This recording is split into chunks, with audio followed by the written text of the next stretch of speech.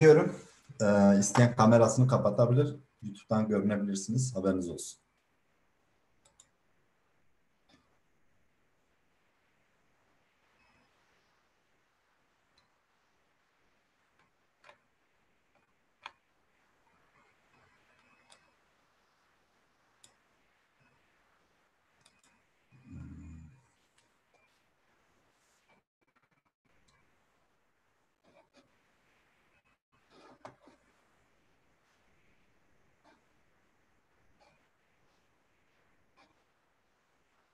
Oy oy oy oy. Daha var. 10 dakikamız var.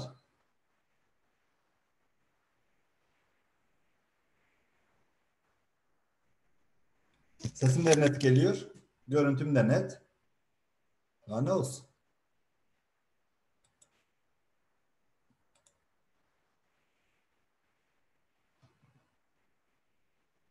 Ey var baş, ey var baş. Slav, serçava, xeratının. Ah,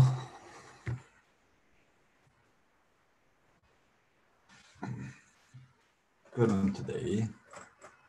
Hocam haftada bir gün olması az değil mi? Saat yapacağız. 1,5 saat değil mi şu anda?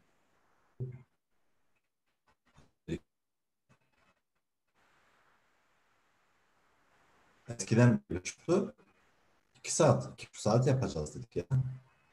Yani haftanın bir gününü komple buna ayırın.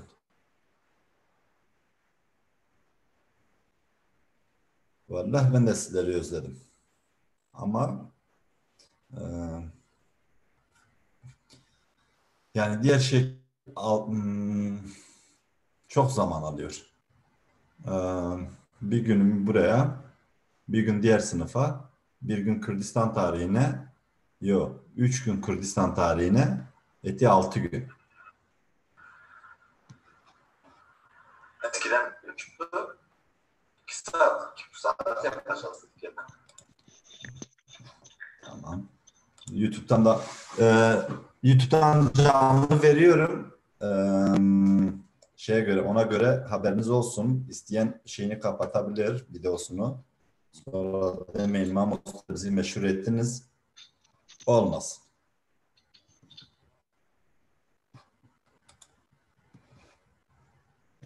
Demeyesin Mahmut da beni meşhur ettiniz.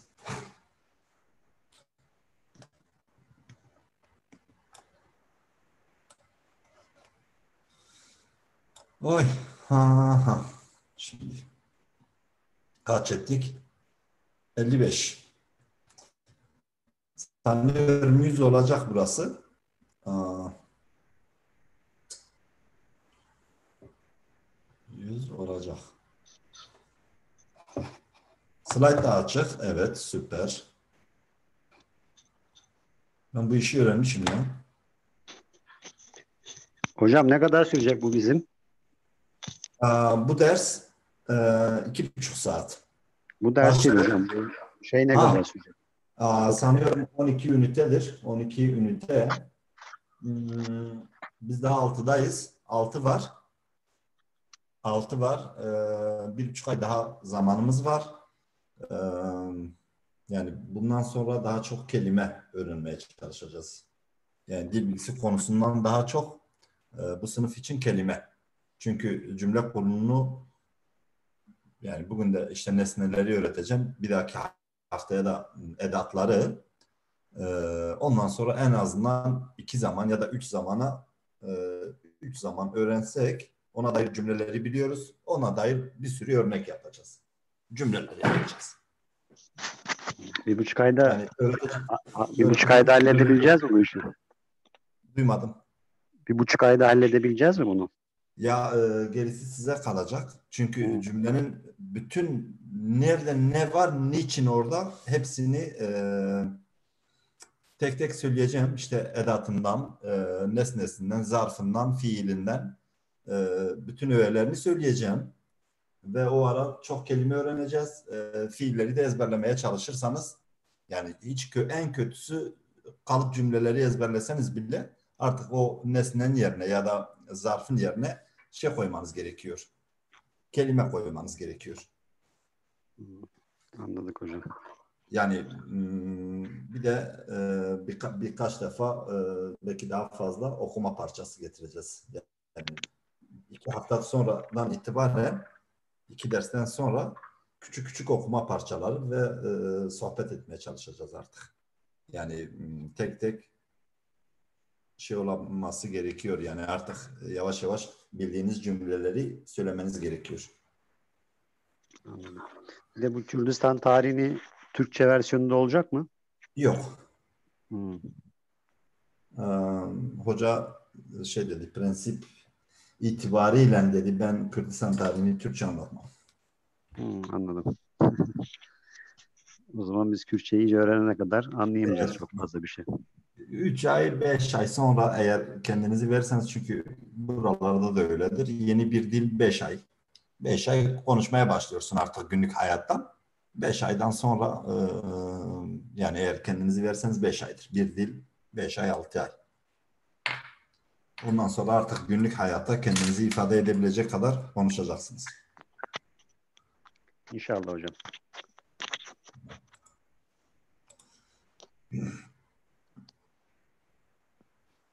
İngilizceyi bize öğretemediler ama siz inşallah Kürtçeyi öğretirsiniz bize. Ya işte mesela gelecek dersi işte İngilizce niye öğrenemiyoruz biliyorsun? Sonuna kadar hep dil bilgisi. Şimdi bir dahaki Kürdistan tarihine katılın, derslere katılın. Bildiğiniz, duymanız gerekiyor. Artık farklı bir dersi Kürtçe dinlemeniz gerekiyor. Türkiye'de işte şey yapıyorlar. Üniversite bitene kadar da baştan alıyorlar, tekrar baştan. Ama burada eklemeniz gerekiyor artık üstüne. Yeni bir ders. O zaman. Yani Mamosta biborin ez çêm pisyareke bikem. Kerem ki Mamosta nehe ez îro ketime vê waneyê ez gele nuzam hani em nehe çendê ne em nehe kîş yekemine duyemine kîşke ez tu şaştı ve yani ki taksi ve zanım tu ne ve grubu grubu adı ne de gerek tu divem duko me mamosta. WhatsApp değil tu duko me WhatsApp değil Belê mamosta.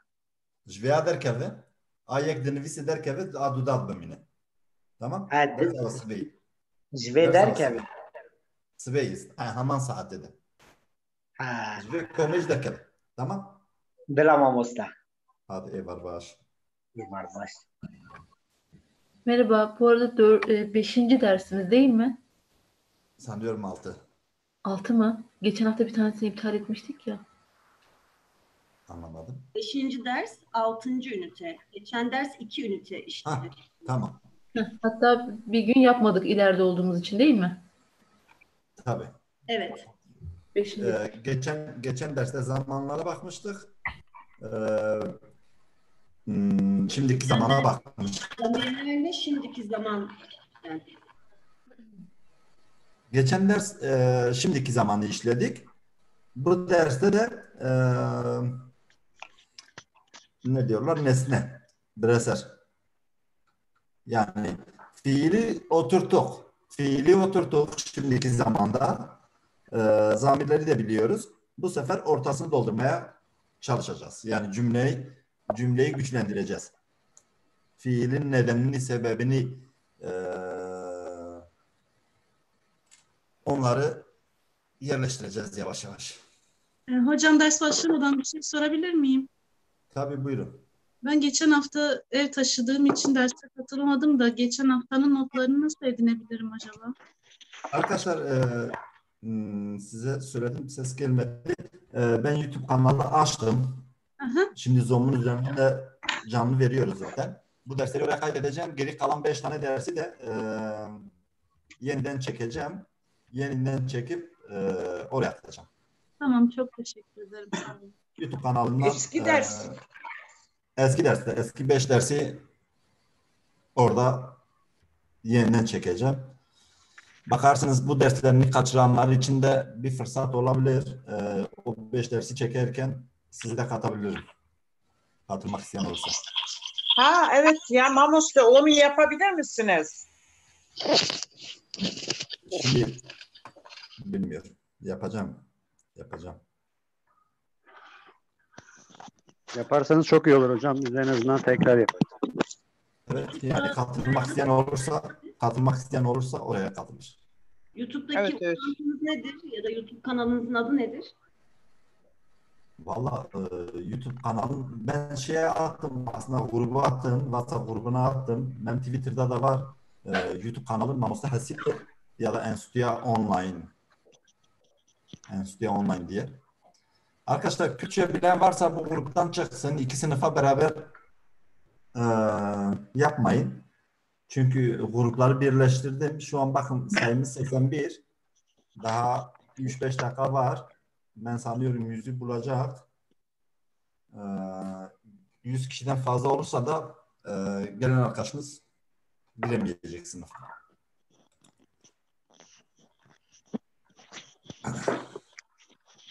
Şimdi bakayım Ben bir şey sorabilir miyim? Tabii buyurun. Siz demiştiniz ki sınav yapılacak ve belge verilecek. Sınav ne zaman olacak ve nasıl belge verilecek? Sınavı online yapacağız. Evet. Online yapacağız. Bizim web sitesi var. Oranın üzerine işleyeceğiz. Sitenin adresini bize gönderecek misiniz yoksa? Tabii. Sitenin adresini göndermeden nasıl sizi? Hayır, önceden mi göndereceksiniz yoksa sınav günü tarihini belirlediğiniz zaman mı göndereceksiniz? Yok, ben sitemiz açıktır. Daha bitmediği için yani eksikleri var hala. O yüzden paylaşmadım. Yoksa paylaşıyorum. Arada bir paylaşıyorum. Bilmiyorum, grupta belki paylaşmışımdır, bilmiyorum. O grup var, bir tane bizim web sayfamız var.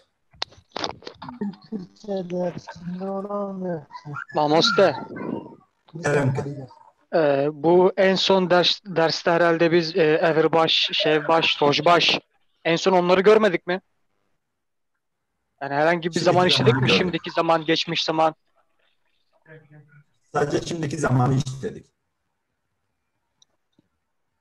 Bu Rojbaş'tan sonra değil mi hocam? Yani en son ders şimdiki zamanda.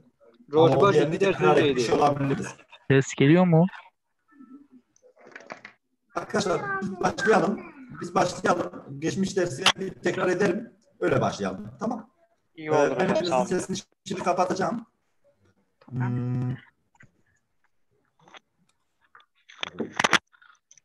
Kapattım herkesin sesini.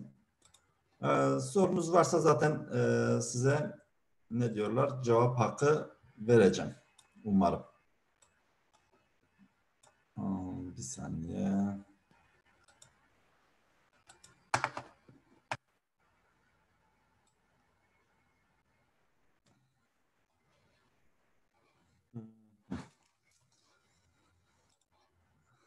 Arkadaşlar hemen siz slaytı görüyorsunuz değil mi? Birisi sesini açabilir mi? Ya da chat'e yazsın lütfen. Evet. Tamam. Slaytları gözüküyor Tamam. şu anda. Tamam. Teşekkürler. Teşekkürler.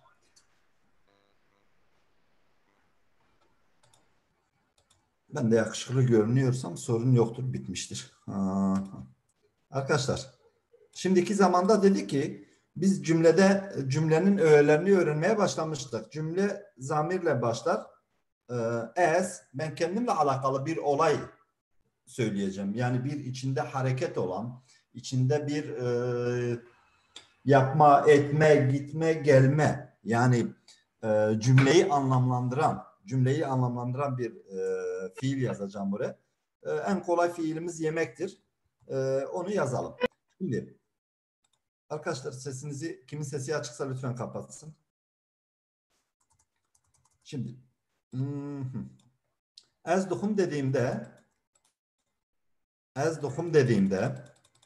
biz demiştik ki neyi öğrenmiştik? Biz ezin birinci şahıs kişisinin zamiri olduğunu öğrenmiştik. Ez'i biliyorduk. Demiştik ki bir cümlede ez var ise tabii zamanlara göre değişiyor ama sizin şu an bilmeniz gerektiği kadar söylüyorum. Ez varsa ya da me ile bitmek zorunda. Me'yi de bulduk, tamam mı? Me neyse onu da bulduk. Biz buradan anlıyoruz ki bizim cümlemiz fiilli bir cümle. Niye? Çünkü bu bitişik yazılmışsa eğer bitişik yazıldığı kelime grubu, harf grubu fiildir. Fiil olmasaydı şu ya da m ayrı yazılması gerekiyordu. Dolayısıyla şu an ben biliyorum ki birinci şahıs tekil kişisiyle başlamış, benle başlamış, ımla bitmiş ve cümle fiili bir cümle. Ama zamanı nasıl bulacağım içinde hangi zamandan bahsediliyor? Onu da geçen derste işlemiştik. Tekrar söyleyeyim. Bir cümlede the var ise zaman zarfı yok ise cümlenin içinde, zaman zarfı yok ise yani her gün, her yıl, her zaman, her dakika gibi zaman zarfı yok ise şimdiki zamandır. Dolayısıyla the'yi da hemen buldum, işaretledim. Dedim ki bir cümlede the var ise şimdiki zaman. Tamam. Şimdiki zaman ekimiz the'dır. Tamam. Şurada kalan hue kelime harfi ise diftong dediğimiz emdebejin diftong jeri hue harfi ise bizim 32. harfimiz. Diftong dediğimiz iki sesin yan yana gelip tek ses olması. Bu da bizim fiilimizin kökünü getirmiş buraya. Bizim fiilimiz kök almayı öğreteceğim ben sizlere. Ama daha sonraki konularda. Bu huarın fiilinin kökü sadece şurası kalmış. Ben şu hueyte gördüğümde ben biliyorum ki buradaki fiil yemekle alakalı, birinci şahıs kişisiyle alakalı, şimdiki zamanda yeniliyor, halen yapılıyor diyorum. Şimdi bizim bir tane daha şeyimiz vardı.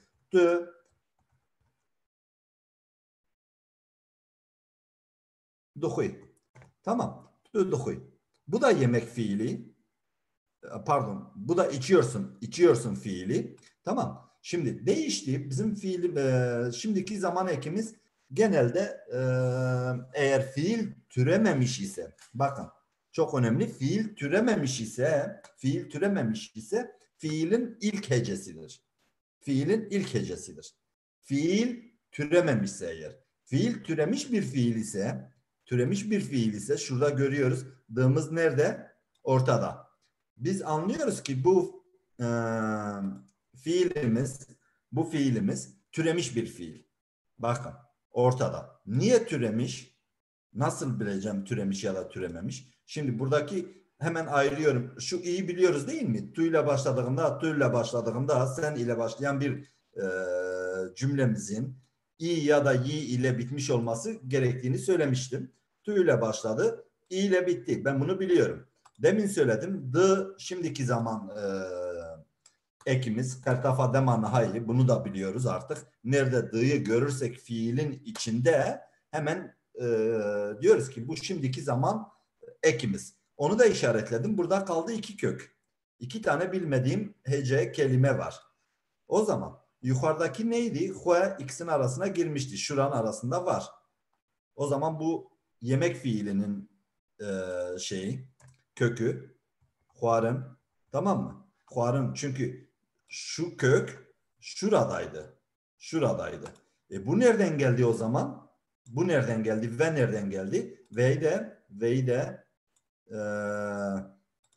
içmek fiili ve huarın. Bakın içmek fiili ve huarın. Şimdi birinci heceden sonra buraya d'yı koydum. İkinci fiilin, yemek fiilinin kökünü aldım. Şimdiki zaman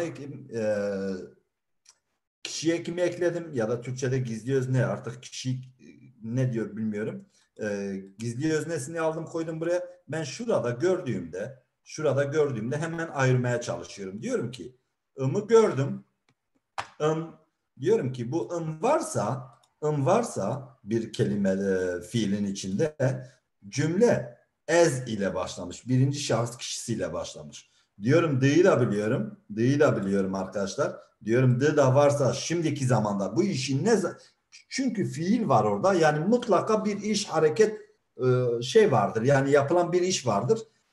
Diyor ki ben gördüm orada d'yi. Diyorum ki bir fiil var, bir hareket var. Çünkü var, bitişik yazılmış, d var içinde. Bir tane huarın fiilinin kökü var. Buradaki de ve huarın. ilk heceyi alıyoruz türemiş fiillerde arkadaşlar.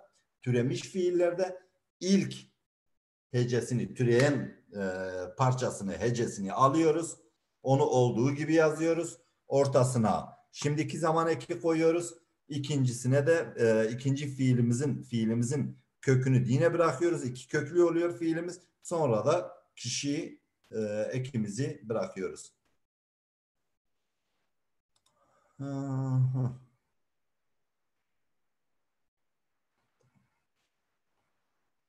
Eylem senin mikrofon, sen sesini kapatmışsın.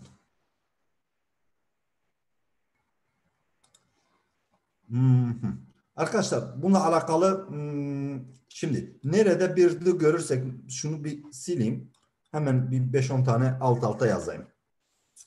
Bak. Ez dokum. Tu dokui. Ev dokua. Em dokun. Hun dokun. Ev dokun. Tamam mı? Yani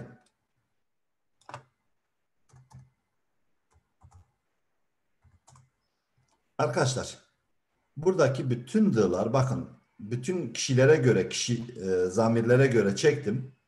Fiil çekimimi yaptım. Hepsinde d var. Hepsinde d var. Şu d'lar şimdiki zaman bu cümlenin bana şimdiki zaman olduğunu söylüyor. Diyor ki bu onlar, biz, siz, onlar ne yapıyor ise hiçbir şey anlamasam cümleden. Bakın cümleyi gördüm. Hiçbir şey anlamadım. Hiçbir şey anlamadım. Sadece şu d'yı gördüm. Dedim ki ne yapıyorlarsa şimdi yapıyor. Yani şu an yaptığını söylüyor. Imını arkasındaki bu şeyi gördüğümde, eki gördüğümde, gizli öznesini gördüğümde diyorum birinci şahıstan bahsediyor. Bu da ikinci şahıs. Bu üçüncü şahıs ekimiz. Diğerleri ise çoğul olan eklerimizdir. Bununla alakalı sormak istediğiniz bir şey var mı? Ben bu konuyu çünkü geçen hafta anlatmıştım. Geçmek istiyorum. Sesinizi açabilirsiniz.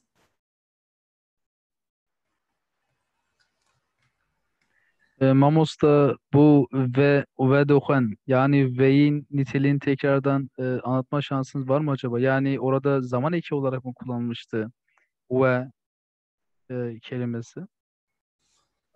Ve varın ve pardon. Yani ve dokun'daki ve d ile aynı görevde herhalde, doğru mu?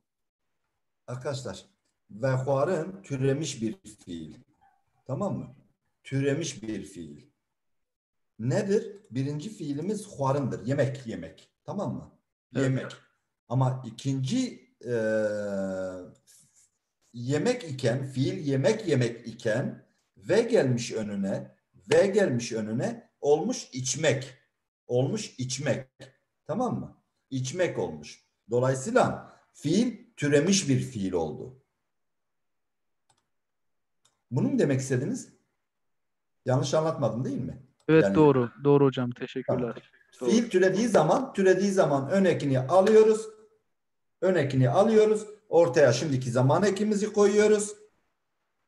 Tamam mı? İkinci fiilin, orijinal fiilin de kökünü alıyoruz. Sonra kişi ekini bırakıyoruz. Yani ve o zaman bir kelimeyi türet, yani hani bir kelimenin türemesine. Edat. Anladım. Edat. Tamam. Tek başına hiçbir anlamı yok. Olsa da şurada bir şey yok. Yani sadece bir fiilin önüne gelmiş, fiil türemiş. Anladım. Çok teşekkürler hocam. Grubumuz 100 kişi olmuş. Şu an derste 100 kişi var. Hocam bu arada kusura bakmayın, ben biraz geç katıldım. Acaba kaçıncı haftadayız? Ben sanıyorum 6. derse girdik. Tamam. Yani ne diyorlar ona? Eğer arkadaşlarınız falan sınıfa giremiyorum diyorlarsa YouTube'a yönlendirin. Artık böyle sınıf dolu. Arkadaşlar. Kerem ki. Pola Kurdina ne var ki? Havale mütücüleri derken tuttuk olmadı iyi. Sen 2 tane grupta mısın? Koma nu ve bu az seri koma na dvrdame. Yani Na. WhatsApp Jveya derkeve jmir peyame bişin ezete tekum komedin esibed haman saat derseyi. Ne vay kad kurdin zana. Tamam? Tamam mesela çavan sahabe var. Je derkeve ama. Tamam? Eş taraf her numara bişinim serseri. Tamam, çmosar.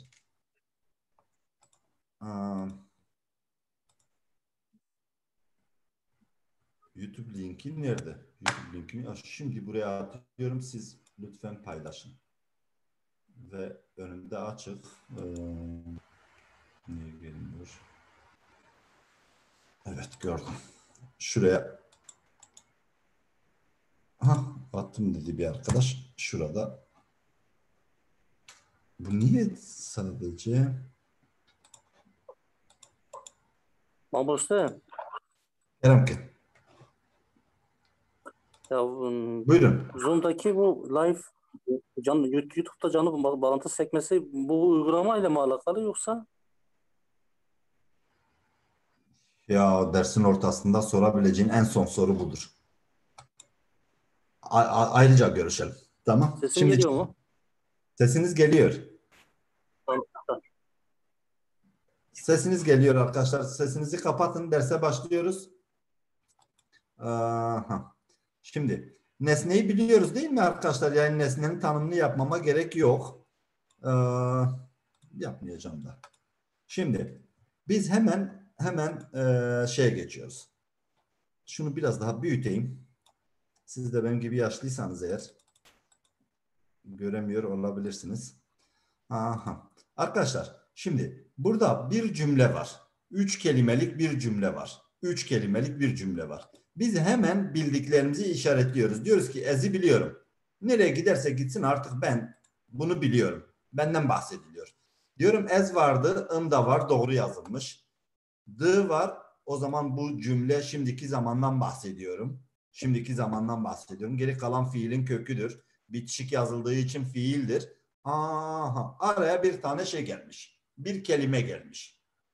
Şimdi fiilin ne iş yaptığını, ne yaptığını söyleyendir.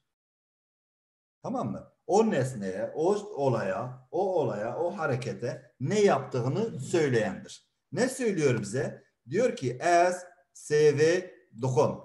Ez seve dokum. Bu şahıs ben elma yiyorum. Ne zaman? Şimdi. Şimdi. Tamam mı arkadaşlar? Arkadaşlar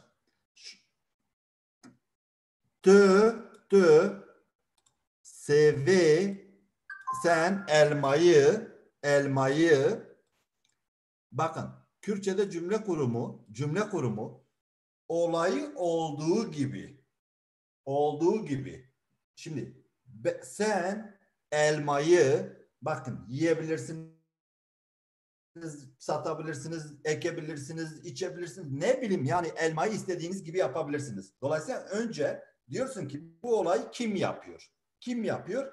Sen yapıyorsun. Sen yapıyorsun. Ne yapıyorsun? Elimde elma var. Elmayla bir şey yapacağım. Elmayla bir şey yapacağım. Tamam mı? Ondan sonra yaptığını söylüyorsun. Yani cümle uzayabilir. Ama olayı oluşunu başından sonuna kadar bir silsile, bir kronolojik olarak yazman gerekiyor. Nereden nereye gitmişse adım adım yazılıyor. Yani fiil başa gelip sona gitmiyor ya da sona gelip başa gitmiyor. Olduğu gibi yazıyoruz. Arkadaşlar dışarıda tabii millet artistliğine 18 dakika geç kaldılar. Ben bu linki şey atayım ya WhatsApp grubuna atayım. Mesaj çekiyorlar dışarıda. Bir saniye. Evet şimdi.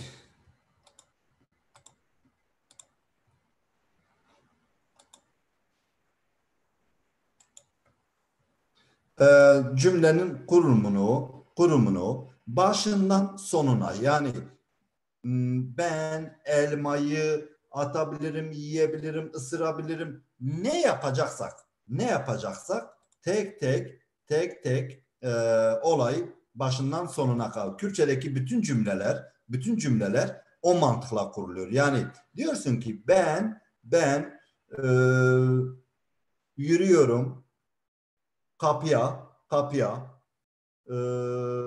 ben kapıyı açabilirsin, kırabilirsin, yapabilirsin, tadil edebilirsin, tamir edebilirsin. Her neyse olay olduğu gibi başından sonuna kadar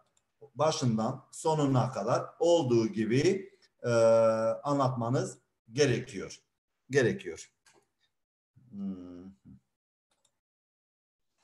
Şimdi geldik. Hocam bir soru sorabilir miyim? Tabii buyurun. Buradaki sev ve o elma ve elmayı mı oluyor sonundaki e? Şimdi biz büküm eklerini görmüştük değil mi? Tevangın ekleri nelerdi? Tevangın ekleri dişildi, erildi, an çoğuldu. Ne demiştik? Bunlar ne zaman gelir demiştik? Fiilli cümlelerde bükümün eklerini kullanıyoruz demiştik. Şimdi sev tek başına elma. Burada var. Bu de bükümün dişil ekidir. Anlaşıldı mı? İleride yani sadece normal as sev dokum, yani bu da yanlış bir cümle olmaz herhalde. Yok. Dedik ya, cinsiyetini vermen gerekiyor. Anladım. Tekilliğini, cinsiyetini sev var geçmiş zamanda olabilir ama şimdiki zamanda cinsiyet vermen gerekiyor çünkü fiil var burada. Fiil varsa bükümün ekini kullanmamız gerekiyor. Arkadaşlar sesi açık olan lütfen kapatsın. Arkadaşlar şimdi dedi ki tü seve dokuy. Ben tüyü gördüm, iyi gördüm, di'yi de biliyorum artık. D da şimdiki zamanın. Tamam mı? Burada kaldı sev. Sev nereden geldi? Sev de nesnedir. Fiil onun üzerine çalışıyor. Onun üzerine dönüyor. Yani cümlenin aslında üzerinde hareketlenmesi ya da ne iş yapılıyorsa elmanın üzerinde yapılıyor. Nesnenin üzerinde. Burada da sev elma yiyor. Sen elma yiyorsun. Ev seve duhu. Ev olunca dedik e'miz var. Artık bu kaçmaz. Yani hani o sınavlara falan giriyoruz ya, diyorlar işte artık kaçmaması gerekiyor. Ev varsa, üçüncü şahıs kişimiz varsa ve geçmiş zaman değilse fiilimiz, bir de geçişli hikayesi var. Değilse ev var ise de olmalı. Ev var, d da var. Ben d'yi de artık tanıyorum. Nerede görsem tanırım. Şimdiki zamandan bahsediyor. O da tamam. Şimdiki zamandan d'm var. Onu da gördüm. Artık o kaçmaz benden. Buradaki ortada kalan ise nesne. Nesnemiz, biz dedik ki her nesnenin bir cinsiyeti var. Türkçe'de ismi olup cinsiyeti olmayan hiçbir şeyimiz yoktu. Dolayısıyla elma da dişiydi. Onun üzerinde örnekler vermiştik. Ama arkasında fiil olduğu için dedik ki tamlama ekleri var, bir de büküm ekleri var. Fiilli olduğu için tamlama ekini kullandık. Ev, seve, duha. Şimdi diğeri ise çoğuldur. Biz dedik ki çoğul olunca sadece gizli özneyle bilemem. Ben ını tek gördüğümde biz miyiz, siz misiniz, onlar mıdır diye ben çıkaramam. Kimse çıkaramaz. Eğer konu sohbetin içinde konuşulan bir konu yok ise, yani sana sorunun içinde sormuş ise cevap yani içinde kullanmasan olur. Ama soru havada ise, yani soru yok, sen bir şey anlatıyorsun, o zaman zamiri, cinavkı kullanmak zorundasın. Hun olunca ın, o da çok. Bunları artık işaretleyeyim bir saniye. Şunları bildiklerimizi işaretliyorum. Siz de yanınızda işaretleyebilirsiniz. Yani artık ben bir yerde, bir cümlede gördüklerimi hemen işaretliyorum. Çözümleme yapıyorum. Formüllerini çözüyorum. Diyorum tık tık tık. Bunlar gitti, bu gitti, bu gitti, bu gitti. Ne kaldı? onun üzerine artık yoğunlaşacağım. Şimdi bildiklerimi işaretledim. Bildiklerimi işaretledim. Şimdi bu hoya artık yani dedim ya fiilin köküdür. Bunu da biliyoruz. Burada kaldı nesneler. Nesneler. Şimdi sev tek başına ek almamış hali dedik ya, son harfini eğer fiil varsa bükümün eklerini kullanıyoruz. Onlar da şuradaydı. Bükümün eklerini kullanıyoruz. Bükümün eklerini kullanmışız. Onlar da orada.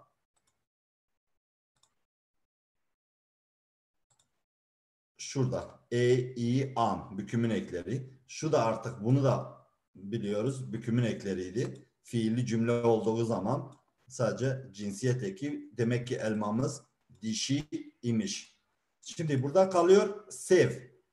Sev de tek başına nesne ama dişil bir nesne. Dişil bir nesne arkadaşlar.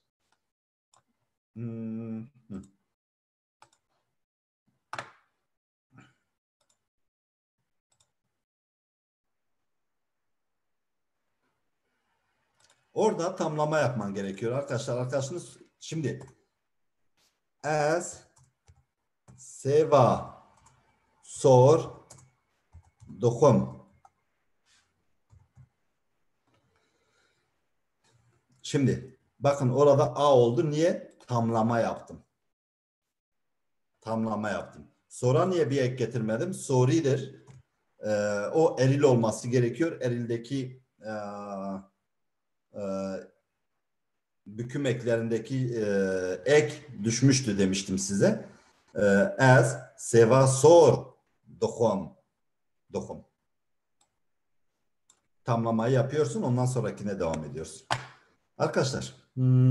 O da tamam. Şimdi su eril midir, dişil midir?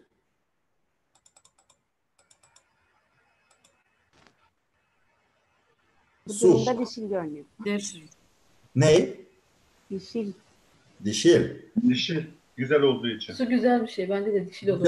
Yaşamdır, hayattır. Hayattır. Yani dişildir. Nereden biliyoruz? Bakın. Şimdi şu cümleyi gördüğümde hemen çözümlemesini yapmam gerekiyor. Hemen çözümlemesini yapacağım. Tamam mı? Yani bulmam gerekiyor. Bildiklerimi bu cümlenin üzerinde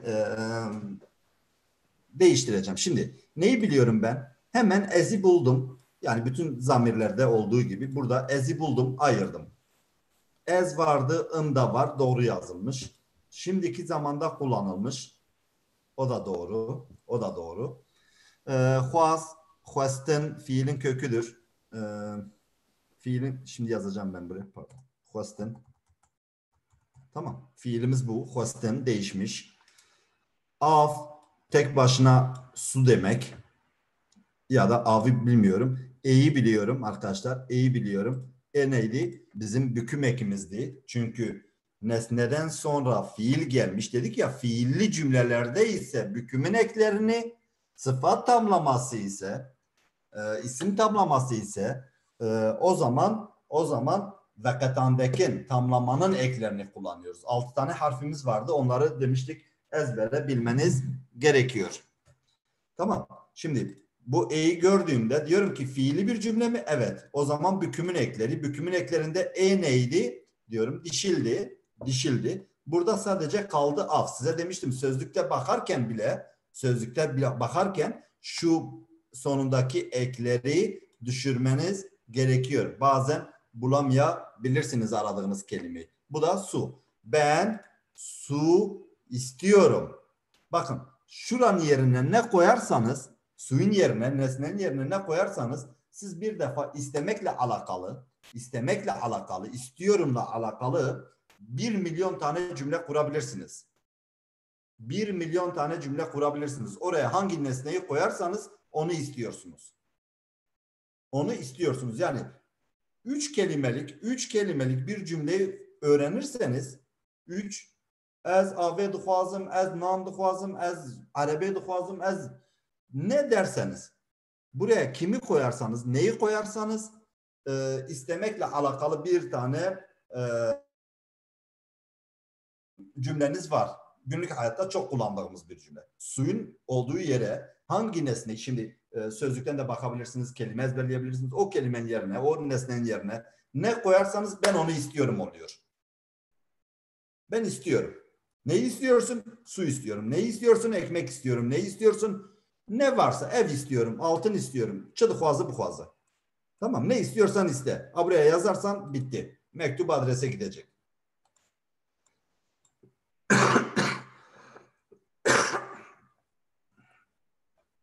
Fazla içiyle. Ez, ave, duhazım. Xwestindir fiilimiz. Tamam mı? Fiilimiz xwestindir. Hepsinde aynı. Şimdi burada hemen ikincisine geçtim. Sen hemen seninle alakalı bir cümle buldum. Neymiş? Seni buldum, iyi buldum, gizli öznesini buldum. Hemen d'sını buldum şimdiki zamanda. Ortada kalan fiilimizin kökü. Burada bir e var. Fiil cümleli şimdiki zamanda. O zaman bu da bükümün dişil eki.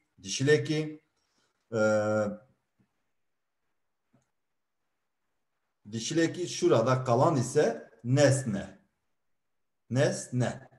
Ben, sen su istiyorsun.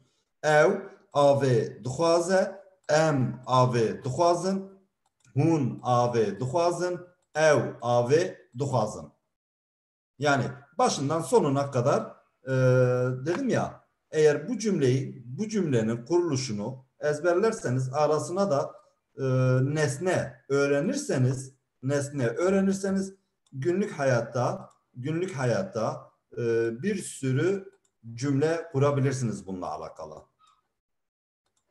Bir sürü cümle ve bunları öğrendiğiniz bütün cümleleri de söylemiştim dersin başında. Geliştirin. Yani günlük hayatta konuşmaya başladığınızda içinde bir cümle mi biliyorsunuz? O cümleyi kurmancı konuşun. Diğerini hangi dilde konuşuyorsanız onda devam edin. Dedilerse ya karıştırıyorum. Deyin karıştırıyorum. Yani şuraya hangi nesneyi koyarsanız onu istiyorsunuz arkadaşlar. Diğerine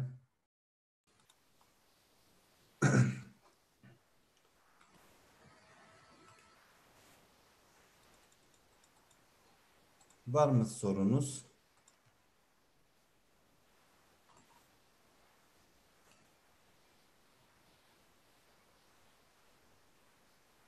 Şimdi bakacağız ona. Tabii ki su içtiğimizde yüklemin ortasındaydı şimdiki zaman ekimiz. Yani eğer fiilimiz türemiş bir fiil ise zaman ekimiz iki fiilin ortasına giriyor. Yani aldığı ön ekin ve orijinal fiilin ortasına giriyor. Birinci heceden sonraki ek fiildir. Şimdi azadi, özgürlük eril midir, dişil midir? Ekinden anlıyoruz ki dişil. Neden anlıyoruz? Yani artık bilmesek bile biz onun ekini biliyor olmamız gerekiyor. Eğer ekini gördüğüm an diyorum şunu gördüğüm an diyorum ki bu dişildir çünkü fiilli bir cümle. Tamam mı arkadaşlar? Fiilli bir cümle ise buradaki ekimiz bükümün ekleriydi. Dedi ki fiilli cümlelerde tevangın ekleri. Seslerinizi kısmazsanız kapatacağım hepinizin sesini. İki, üç bunları anlatayım, size söz hakkı vereceğim tekrardan. Şimdi dedik ki şu fiillidir o zaman. Niye? Bir defa bitişik yazılmış. Bitişik yazılmış. Gizli öznemiz bitişik yazılmış ise fiildir. Yapıştığı kelime fiildir. Tamam mı? Bu fiilli bir cümle. Fiilli bir cümleden cümle olduğu için hemen arkasındaki eke bakıyorum. Buraya gelmiş e neydi? Diyorum ki fiilli cümle olduğu için cinsiyet eki eklemem gerekiyordu. Cinsiyet eki hangisiydi? Bükümün ekidir. Çünkü fiil vardı orada. E de burada. Hangisinin ekiydi? Dişilin ekiydi. Tamam. Y harfini gördüm. Y harfini gördüm. Diyorum ki bu da kaynaştırma harfimiz. Çünkü i ile e arasına iki sesli yan yana gelmemiş. Bir tane kaynaştırma harfi gelmiş. Evet. Kelimenin kökü azadi. Azadi. Azadi. Ben özgürlüğü şimdi fıkırandın, düşünmeyin birkaç tane hazırlandın var, fıkırım, yani onun gibi şeyler var. Ben fikir rahat olur size diye fikir söylüyoruz. Yani biz günlük hayatta da az da fıkırım, ben düşünüyorum diyebiliriz. Bunu da kullanabilirsin. Ne düşünüyorsun ha? Buraya artık bu cümleyi de kafamıza hafzedelim. Eğer ben özgürlüğü düşünüyorum. Ne zaman düşünüyorum? Şimdiki zaman. Nereden biliyorum? D'dan biliyorum. Kim düşünüyor? I'dan biliyorum. Düşündüğüm şey ne? O zaman ne diyorlar ona? Dişildir. Evet. Nesnemizde özgürlüktür. Arkadaşlar.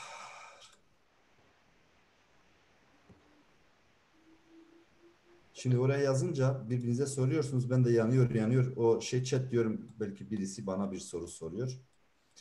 Tu'yu gördüm. Hemen yapıştırdım oraya. Dedim ki Tu'yu gördümse bu cümle i ya da yi ile bitmeli. İ'yi gördüm. Dedim ki bu fiilli bir cümle. D'yı gördüm. Dedim şimdiki zaman. Onu da işaretledim. Fikir kaldı. Fikir. Türkçe'de fikir. E'yi gördüm. Dedim ki bu fiilli bir cümle. Y'yi gördüm. Dedim bu kaynaştırma harfi. Hemen onu da işaretledim. Sonra geri kaldı azadiye fıkırım. Azadi de bizim nesnemiz. Mamusta azadi o sondaki i şapkalı olmayacak mı? Sen kaç tane derstir geliyorsun? Baştan beri. Baştan beri. Ben anlatmıştım bunu. Dedi ki azadidir. Tamam mı? Azadidir. Y harfi yarım sesli harftir. Orada i de yüksek seslidir. Y harfimiz i'yi bastırıyor. Ö yapıyor. Azadiye velat söyle. Azadiye velat. Azadiye velat. Diye velat demiyorsun. Diye. Azadiye velat. Tamam Mamusta, sağ olasın. Y harfi de sesli, i harfi de sesli. Y i'yi dövüyor. Hocam ben de bir şey sorabilir miyim? Buyurun. Kürtçe'de belirtili nesne, belirtisiz nesne farkı yok mu? O nedir? Yani bir tane söyle Türkçe'de. Şöyle örnek vereyim. Mesela ben özgürlük düşlüyorum. Ben özgürlüğü düşlüyorum. Ez azadiye fıkırım. Böyle Başka? bir ayrım yok mu? Özgürlük düşlemek, özgürlüğü düşlemek. Yani belirtili nesne, belirtisiz nesne ekleri yok mu? Bilmiyorum. Yani ben özgürlüğü düşünüyorum. Başka ben Türkçesini de anlamadım. Lütfen tekrar söyler misin? Şöyle Türkçe'de belirtili nesne var, bir de belirtisiz nesne var. Ben özgürlük düşlüyorum dediğimiz zaman belirtisiz nesne oluyor. Özgürlük tek başına kelime olarak bulunuyor cümlede. Ben özgürlüğü düşlüyorum dediğimiz zaman daha belirtili oluyor. Belirtili nesne. Birincisi söylediğin hayal etme mi? Evet, düşlemek. Burada hayal etme ile düşünme ayrı fiiller Kürtçe'de. Onu biliyorum. Ben için soruyorum. Özgürlük düşlemek, özgürlüğü düşlemek. Yani böyle bir ayrım oluşturuyor. Ez azadiye hayaldıkım. Ez azadiye de fıkırım. İkisi de şeydir. Yani fiille alakalıdır. O nesneyle alakalı değil bence. Nesne yani tamam, düşünmek üzerinden söyleyeyim. Ben özgürlük düşünüyorum. Ben özgürlüğü düşünüyorum. Yani bu ikisi arasında bir fark oluyor mu? Böyle bir ayrım var mı Kürtçe'de? Ben özgürlüğü düşünüyorum. Ben özgürlüğü düşlüyorum. Hayır, ben özgürlüğü düşünüyorum. Ben özgürlük düşünüyorum. Özgürlük. Birinde özgürlük, birinde özgürlüğü. Belirtili nesne, belirtisiz nesne. Ez azadi. Hocam ben kitap aldım, ben kitabı aldım. Evet, onun gibi. Ben duymadım. Lütfen tekrar eder misin? Ben kitap aldım, ben Evet. kitabı aldım. Men pırtuk. gırt, yani belirtisiz, bu bizim büküm ekleri falan var ama ya da isimlendirilmemiş ekler falan var. Azadi eki de fıkırım. Ben bir özgürlük düşünüyorum. Yani olabilir. Azadi eki de fıkırım. Mamos da şöyle anlatmaya çalıştıkları şey burada belirtilen nesnede nesnenin ne olduğu ve neye ait olduğu bellidir. Birinde diğerinde de değildir. Mesela orada özgürlük düşlüyorum derken neyin özgürlüğü, kimin özgürlüğü sorusunu kendisiyle birlikte getiriyor. Özgürlüğü düşlüyorum ben. Kitap aldım, kitabı aldım. Kitap aldım derken elinde bir nesne vardır, ondan bahseder. Elimdeki kitabı aldım. Ama onun dışında kitap aldım. Kitabı aldım. Tamam. Şu kitabı aldım veya kitap aldım. Sadece bir kitap. Men pertukek kri, men pertuk kri. Evet, bunu sormuştum hocam. Geçmiş. Var yani bir ayrım değil mi? Var. Dedim ya belirsiz. O kartafenle binafkiri diyoruz onlara. İsimlendirilmemiş eklerimiz var. İsimlendirilmemiş eklerimiz var. Yarım sadece cinsiyetini azadi pırtukeke kırı dediğimizde sadece bir kitap olduğunu söylüyor. Pırtukeke sor kırı kırmızı bir kitap aldım dediğimde ise tamlamadır ama ayrıntı yapmıyor. Onlar iki konumuz var onunla alakalı. İki konumuz var. İsimlendirilmiş ve isimlendirilmemiş. Teşekkürler. Rica ederim. Hocam Kürtçe'de dişil ve eril olduğu için olabilir mi acaba? Belirtili ve belirtisiz nesne. Evet, var.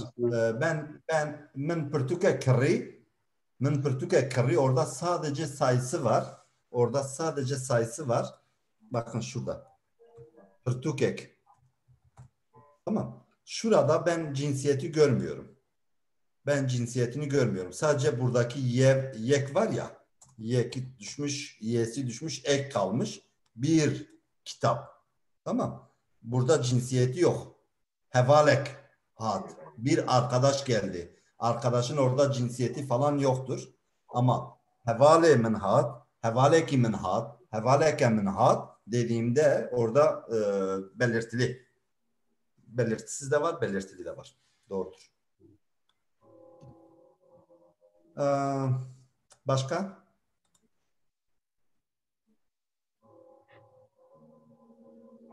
Mamos'ta ben de bir şey sorayım o zaman.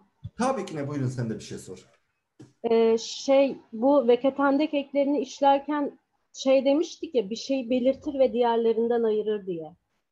Evet. Aslında nesneleri belirtmek için kullanabileceğimiz ekler değil mi bu veketandek ekleri? Evet. Nesneleri, bireserleri ayırabiliyoruz. Mesela ez seva sor duhum dedik ya, burada soru olacak, tamam, soru olacak. Şimdi şu tamlama oldu mu? Seva sor, kırmızı elma tamlama oldu.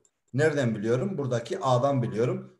Elma var, yüzlerce elmanın arasındaki kırmızısından bahsediyorum. Tamam mı? Şuraya kadar isim tamlaması ya da sıfat tamlaması, neyse artık nesne tamlaması.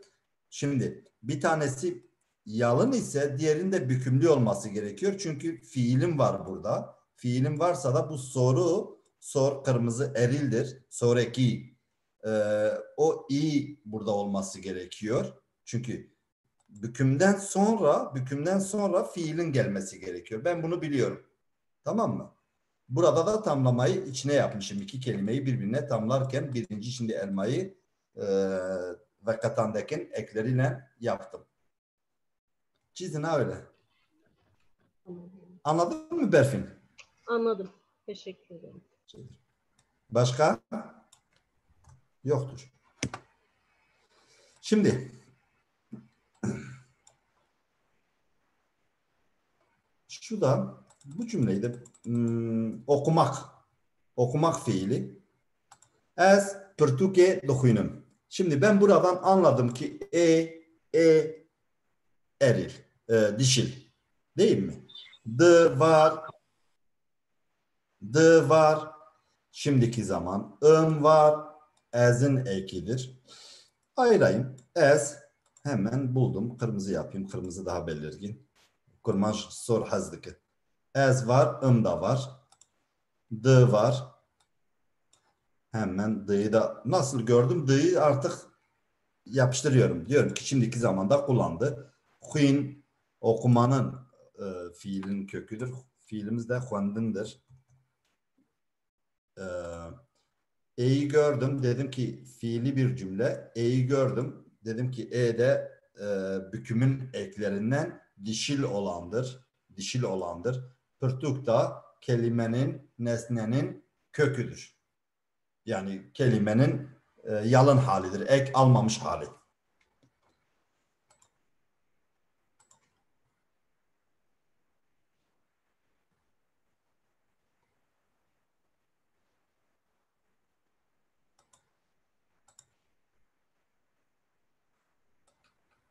D.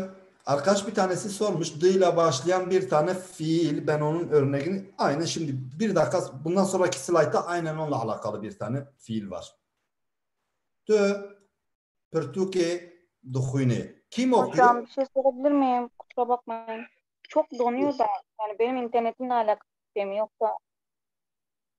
Ses mi kesik geliyor? Sadece seninle alakalı. Ses kesik geliyor hocam. Bana da kesik geliyor. Benim sesim niye kesik gelsin? Benim sesim gürdür. Benim sesim. Bende iyi, sıkıntı yok. Siz gürtes ara ara takılıyor yani. Ha, bir arkadaş demiş bende normal. Sizde problem var. Bize de kesik geliyor hocam. Normal benim burada telefonum var. Yani sesim normal. Normal. Biraz idare. Şiveniz çok güzel hocam, şiveniz. Ha? Şiveniz çok güzel, şiveniz. Şiirlerim mi? Şive. Ha şive, Diyarbakır ağzı ya. Evet, Diyarbakır ağzı çok güzel ama. Zazalık yok değil mi? Pardon araya Yok, giriyorum ama değilim. şive değil aksan diyelim. Ay. Ben Diyarbakır arkadaşlar. Diyarbakır Türkçesi konuşuyorum. Benim annem de aynen benim gibi konuşuyor. O da Diyarbakır Türkçesi konuşuyor. Sen olunca iyi gördüm, yapıştırdım. Tüyü görünce dı'yı da yapıştırdım. Hemen. Hün kaldı fiilin kökü. Buradaki e'yi hemen ayırıyorum. Yani fazlalıkları atıyorum. Aslında bunları attım. Ne kaldı? Pırtuk kaldı, kitap. Sen kitap okuyorsun. Ne zaman? Şimdi içindesin, okuyorsun. Tamam mı? Sen kitap okuyorsun. Şimdi bu sefer ne yapalım? Bildiklerimizi silelim. Şimdi evi sildim. Ev kimdir? Üçüncü şahıs kişimizdir. Hemen evi sildim. Evin eki olan hangisi vardı? Vardı. E'yi de sildim. Tamam. Ne var? D'yi biliyorum. D'yi de sildim. Dedi ki Huanden'in fiilinin köküdür. Huanden fiilinin kökü huindir. Değişmiş. Büküm almış. Şu fiildir. Tamam. Onu da sildim. Pırtuke E'yi de sildim. E nedir? E de bükümün ekleri dişil olandır. E'yi de sildim. Kelimemizin kökü, nesnemizin kökü pırtuk kaldı arkadaşlar. Pırtuk kaldı. Kitap kaldı. Şu an yalın halinde nesnemiz yalın halde bu şekilde. Pırtuk. Okey?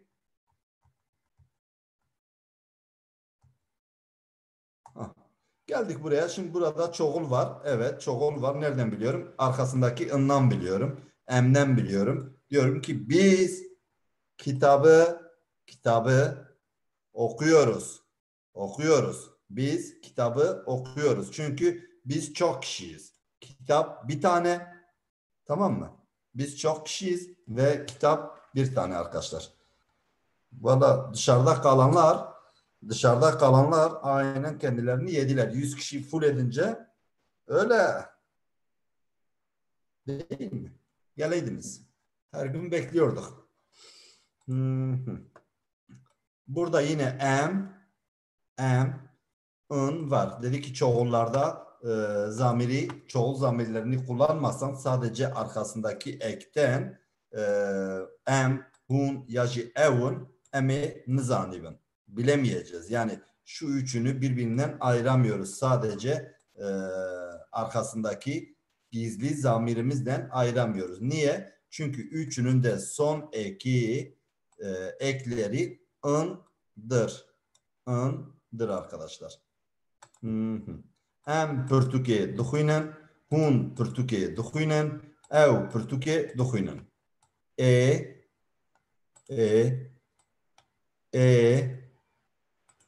Bir de şurada bir e'miz var. Duyabiliyoruz. Şimdiki zaman ve şimdiki zaman. İki tane bilmediğimiz kaldı. Bir nesnemiz kitap, diğeri fiilin kökü. Artık nesneyi de biliyoruz. Nesneyi de kırmızı ediyoruz. Öğrenmediğimiz bir konu, yani şu an bir cümlede bilmemiz gereken bütün parçaları artık biliyoruz. Dil bilgisinde otursak çözümleme yapabiliriz. Dokuyunum. Artık buraya ne koyarsanız şu pırtukin yerine ne koyarsanız onu okuyorsunuz. Ev te dokuyune. O seni okuyor. Ev çavete dokuyune. Gözlerini okuyor. Ev ruhete dokuyune. Ruhunu okuyor. Yani ne koyarsanız okumayla alakalı oraya nesneyi koyabilirsiniz. Şimdi bu örnekten sonra bir ara vereceğiz arkadaşlar. Dedi ki arkadaşınız bir tanesi soru sormuştu. Ben soruyu şuraya yazayım.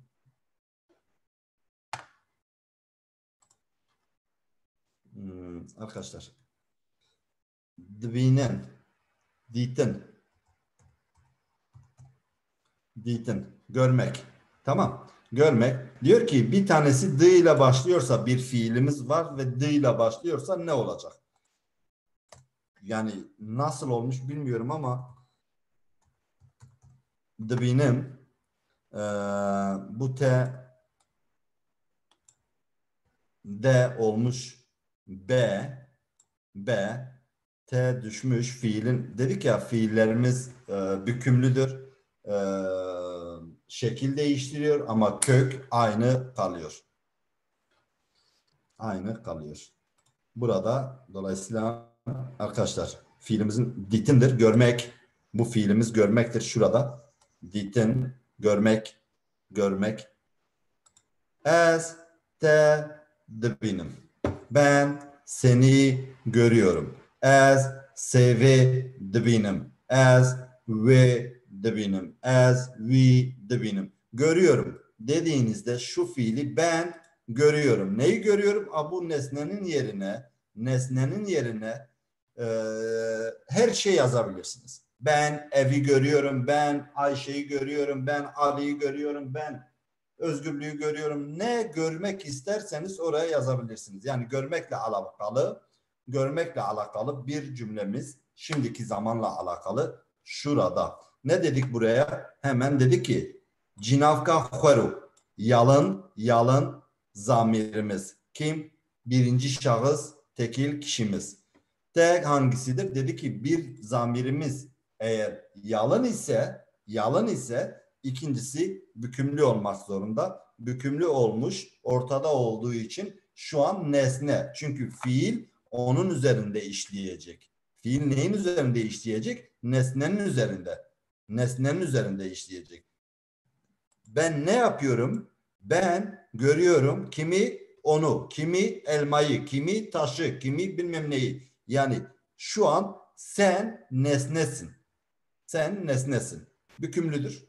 Nesne. Ez, te, dibinim. Cinavka hueru. Yalın zamirimiz birinci şahıs. Te, buradan buna baktığımda hem nesne geliyor gözümün önüne, hem de bükümlü zamirimiz cinavka tevandi geliyor.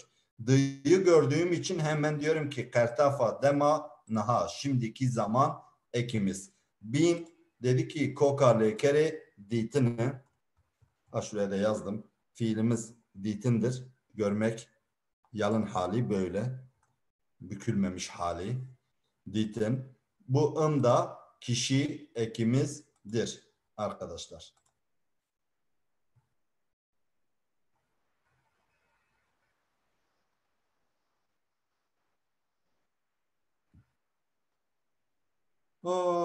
Şimdi arkadaşlar kaç dakika? Bir 10 dakika bir ara verelim bence. 10 dakika ara Gitmeden verelim. bir cümle tekrarını isteyebilir miyim acaba? Tabii buyurun. Biliyorsam söyleyeceğim. Dediniz ya bu birincisi bükümsüzse ikincisi bükümlü mü olacak demiştiniz. Evet, biri yalınsa diğeri olmak zorunda. Bir dakika onu tam cümle olarak not almak istiyorum. Ben sanıyorum bundan sonraki slaytta daha şey var ama olsun yine söyleyeyim. İki tane yalın yan yana gelmez, iki tane bükümlü yan yana gelmez. Cümlemizde bir tane yalın var ise ikincisi arkasından gelen mutlaka bükümlü olmak zorunda. Çok teşekkür ederim. Navber. Ara Hocam ben de bir şey sorabilir miyim? Tabii. Bu este dibinimdeki T aslında Tu'nun bükümlü hali mi? Tabii bükümlü hali. Este ben seni görüyorum. Tamam teşekkür ederim. Şu yalındır, diğeri şeyli olmak zorunda. Bükümlü olmak zorunda. Biri yalınsa diğeri bükümlü olmak. Tezditim. Bir dahaki slaytta sanıyorum var. Yani bugünkü konularımızın içinde var. Onu göreceğiz. Kaç? 25 5 geçe 35 geçe burada. Tekrar bekliyorum. Arkadaşlar kapatmayın isterseniz. Bilemeyebilirsiniz. Görüntünüz YouTube'tadır. Haberiniz olsun. Düşünüyorum ama yani isteyen kapatabilir görürsün.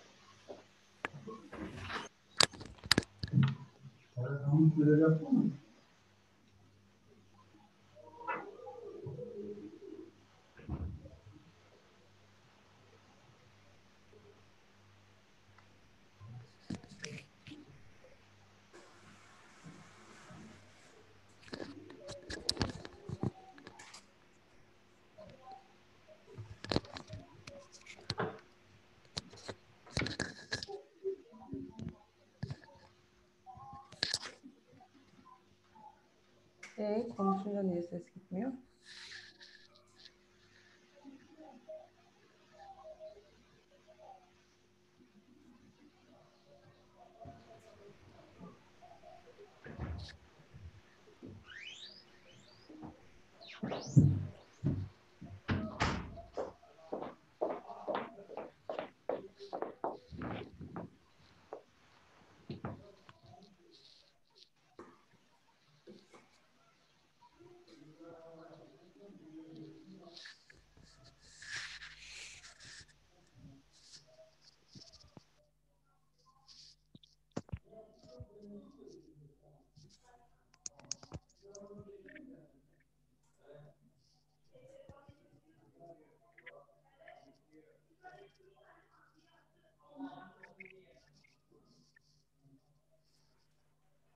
Don't speak.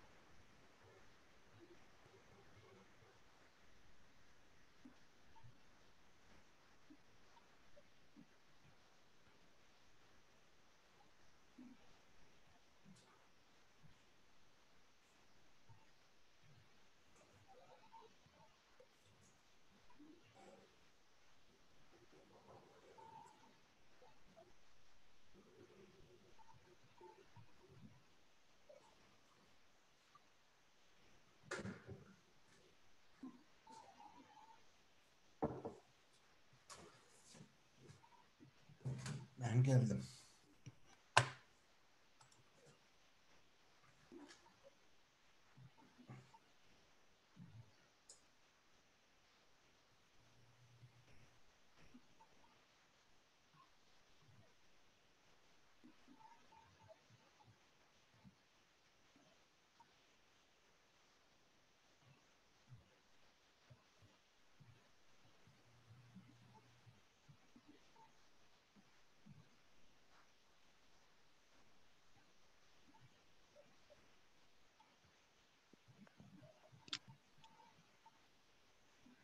Hocam ben ders dışında bir şey söyleyebilir miyim?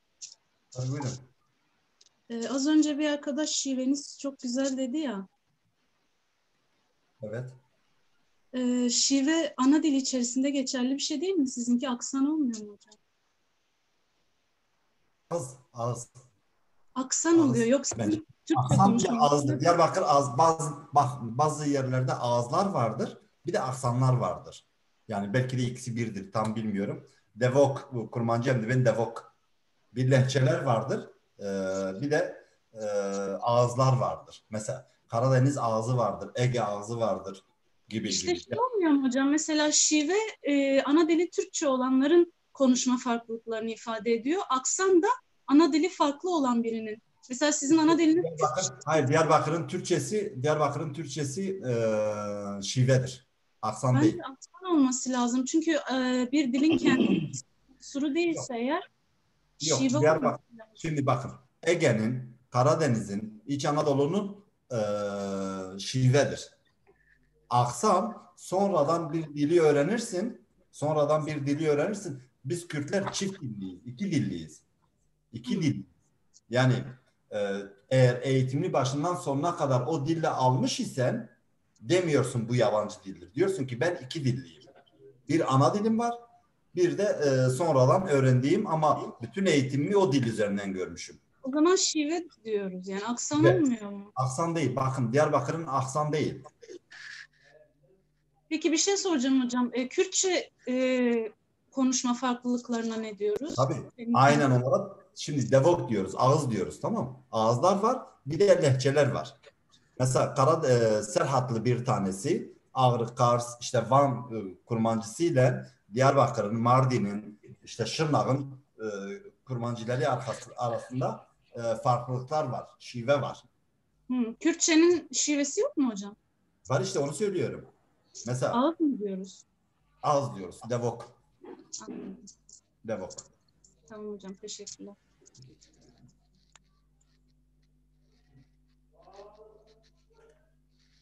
Ben Türklerden daha iyi Türkçe biliyorum ya. Bakma, öyle kelime hazinem çoktur benim. Yo, belli zaten hocam ifade edişinizde. Ha. 20 yıl. Ama ben 8 yaşıma kadar Türkçe bilmiyordum. Ha, maşallah. Memur çocuğu olmama rağmen Türkçe bilmiyordum. Ben de Diyarbakırlıyım hocam bu arada. Çok özledim, çok. Ben de gidemiyorum ki. Yakınım ama. Sen neredesin? Ben de İstanbul'dayım. Ha, dedim belki sen de Avrupa'dasın. Hayır. Yani İstanbul nere, İsveç nere? Kıyaslanamaz, kapat. Kapat.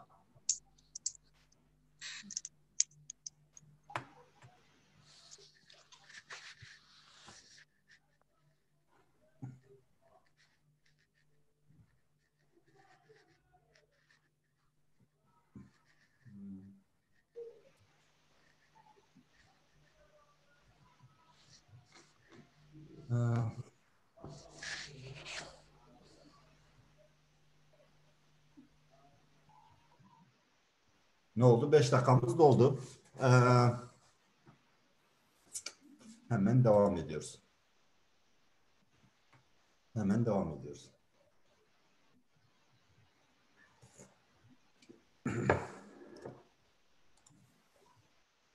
Arkadaşlar, slide geldi. Hun Pırtuke dokuyunun dediğimizde hemen cümleyi parçalıyoruz, tamam mı? Bildiklerimizi hemen parçalıyoruz. Neyi biliyoruz hemen başlıyoruz. Seslerinizi kapatmıyorsunuz. Ben kapatayım değil. Kapattım. Kokundan keserim sesleri. Kestim. Bir arkadaş el kaldırmış. O arkadaş ders başlamadan söyleyebilir. Hülya. Onu yanlışlıkla attım. Tamam. Kusura Kapatın. bakmayın. Kapattım. Kaldıramadım. Tamam, sesinizi kapatın yeter. Tamam. Arkadaşlar, hun gördüğümüzde diyoruz ki bu cinaftır. Hangi cinaflardan? Yalın olanlardan. Evet. Tamam. O zaman yalın huaru dediğimiz, cinafken huaru dediğimiz gruptandır. Biz ne demiştik? Bu gruplar nerede kullanılır demiştik? Bu gruplar şimdiki zaman, gelecek zaman ve geniş zaman. Geniş zamanda bu zamir grubunu kullanıyorduk. Bir de %5, 20-30 tane fiilde, geçişsiz fiilde geçmiş zamanda kullanıyorduk. Dedik ki siz şimdi yeni başlıyorsunuz. Çok karıştırmamak için bu aklınızda kalsın. Bu grubun zamirlerini, yalın zamirleri şimdiki zaman, gelecek zaman ve geniş zamanda kullanıyoruz. Ben bunu gördüğüm an fiili dedim ya, o 20 tane fiil istisna hariç, 20 tane fiil hariç hepsinde bu zamanı. O zaman ben bunu gördüğümde diyorum ki bu ya şimdiki zamandır, ya gelecek zamandır ya da geniş zamandır. Burada geniş zaman olabilmesi için ne diyorlar ona? Zaman zarfı olması gerekiyor. Hokerendemi diyoruz biz onlara. O yoktur. Zaman zarfı görmedim. Nereden gördüm? Burada d'yi gördüm. Dedim ki o zaman şimdiki zamandır. Bunu gördüğüm için diyorum ki benim cümlem ın ya da ne ile bitmek zorundaydı. Ne yoktur. In var. In da bitişik yazılmış. Diyorum ki fiilli bir cümledir bu. Burada e'yi gördüm. Dedim ki bu bakın tevandidir, dişildir, tekildir ve nesnedir. Breser nesne. Tevandi bükümlü. Dişil, tekil. Ben şu kelimeden, sadece pırtukeden ben bu kelimenin nesne olduğunu, bükümlü olduğunu, dişil olduğunu ve tekil olduğunu biliyorum arkadaşlar. Bükümlü olduğunu biliyorum. Şimdi şuraya geldim. Buraya geldim. D'yi gördüm. Hemen dedim ki şimdiki zaman ekimdir. Kertafa dema nahayı. Huyun bilmiyoruz nedir. I'nı gördük. Kertafa kesane. Kişi ekleri. Bu huyun da aklınızda olsun. Geri kalan da fiilin köküdür.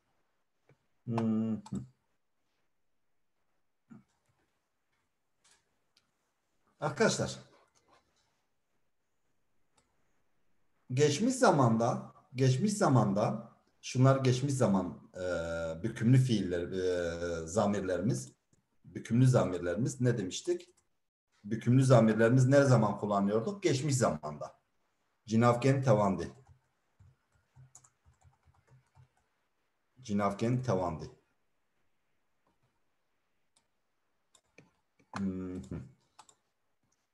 Te, ve, me, van, ve. Tamam. İkincisi şimdi nesneye ne geçmiş? Nesneye yalın zamirlerimiz geçmiş.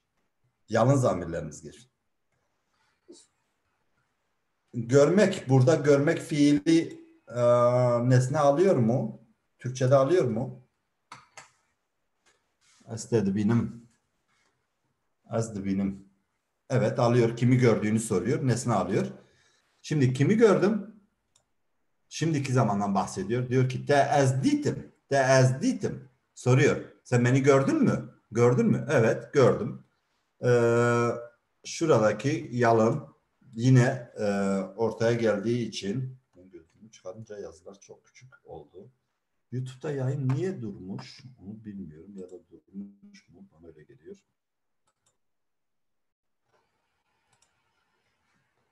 Neyse, o devam ediyordur.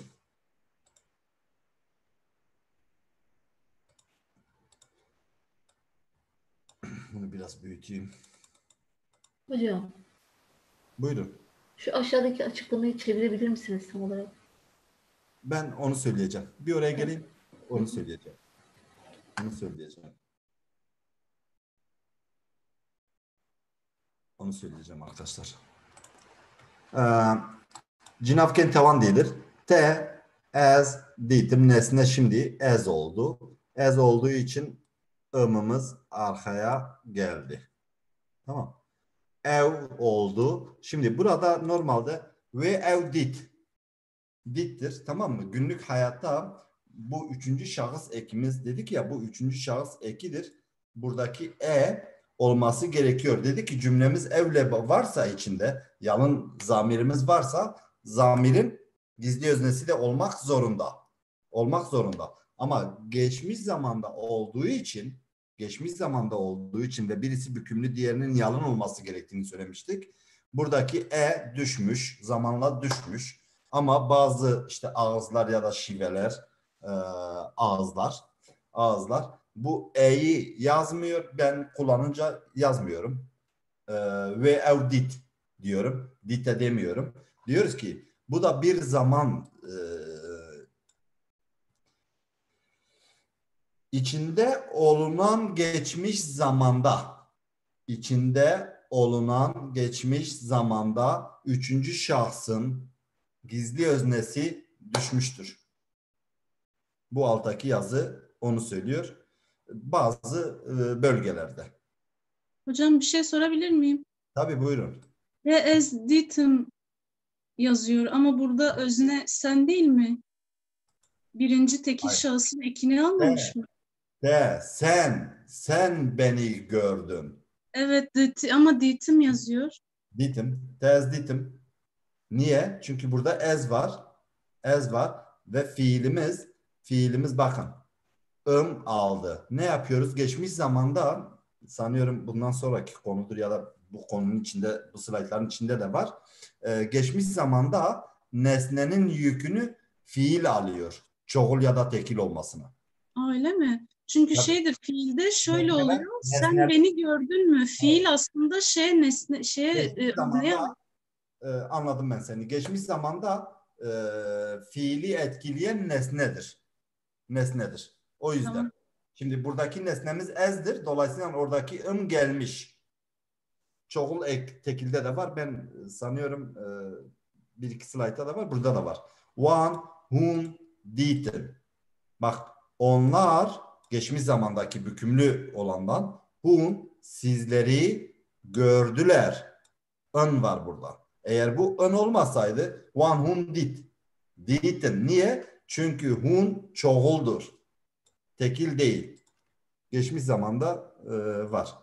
Ve ev didn't. Yine buradaki neyindi?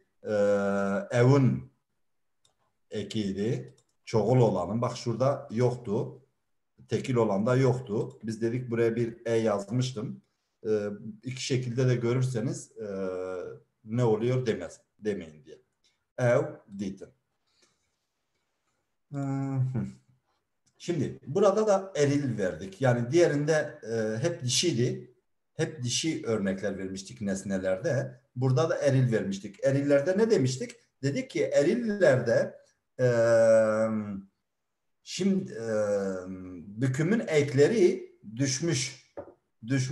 Kullanmıyoruz. As, nan, dokun. Ben ekmek yiyorum. Tamam mı? Ben ekmek yiyorum. Şimdi bunu hemen ayıralım birbirinden. As'i biliyoruz. Evet. Im'ı da biliyoruz. Evet artık. Tamam. Şimdiki zamanı da biliyoruz. Evet. Yemek fiilini de biliyoruz. Evet. Fiilin kökünü de biliyoruz. Evet. Tamam. Buradaki i neyindi? Biz dedik ki cümlemiz fiilli ise bükümün ekini, cinsiyet ekini almak zorunda. Şimdi nani i de diyorum ki o zaman tevangın ekidir, erildir. İ gördüm arkasında. Nan da ekmek. Ben ekmek yiyorum. Tü nani duhui, ben i gördüm. İkinci şahıs kişiden bahsettiğini biliyorum. O zaman şunu da kırmızı yapıyorum. Fiili bir cümledir. Hemen i'yi de işaretledim. D'yı gördüm, kırmızı yaptım. Çünkü şimdiki zamandan bahsediyor.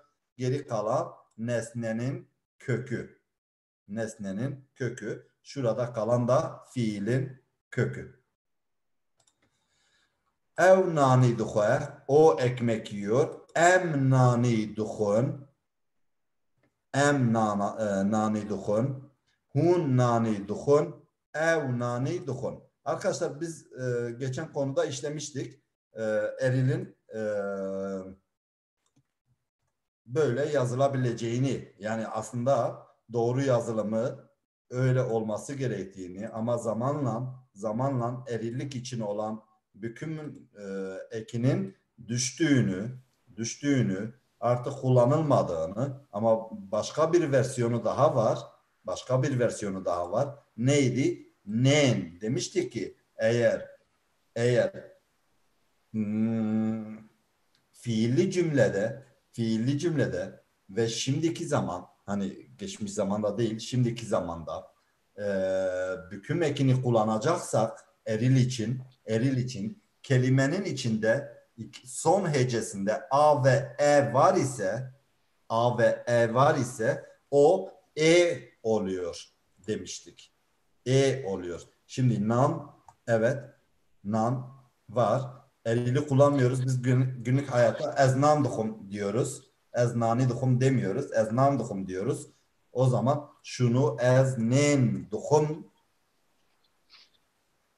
da olabilir. Bakın bunun 3 hali var. Eriller için 3 halini de kullanırsanız doğrudur. Eznanidukum, eznandukum. Tamam arkadaşlar. Üçünü de yazarsanız ya da söylerseniz doğrudur. Ama dil bilgisine göre doğru olan şu öndeki 2 tanedir. Bunu da kabul ediyorlar. Çoğunlukla bunu kullanıyorlar. Ev nani duhe, o ekmek yiyor. Em nani duhun, biz ekmek yiyoruz. Hun nani duhun, siz ekmek yiyorsunuz. Ev nani duhun, onlar ekmek yiyorlar.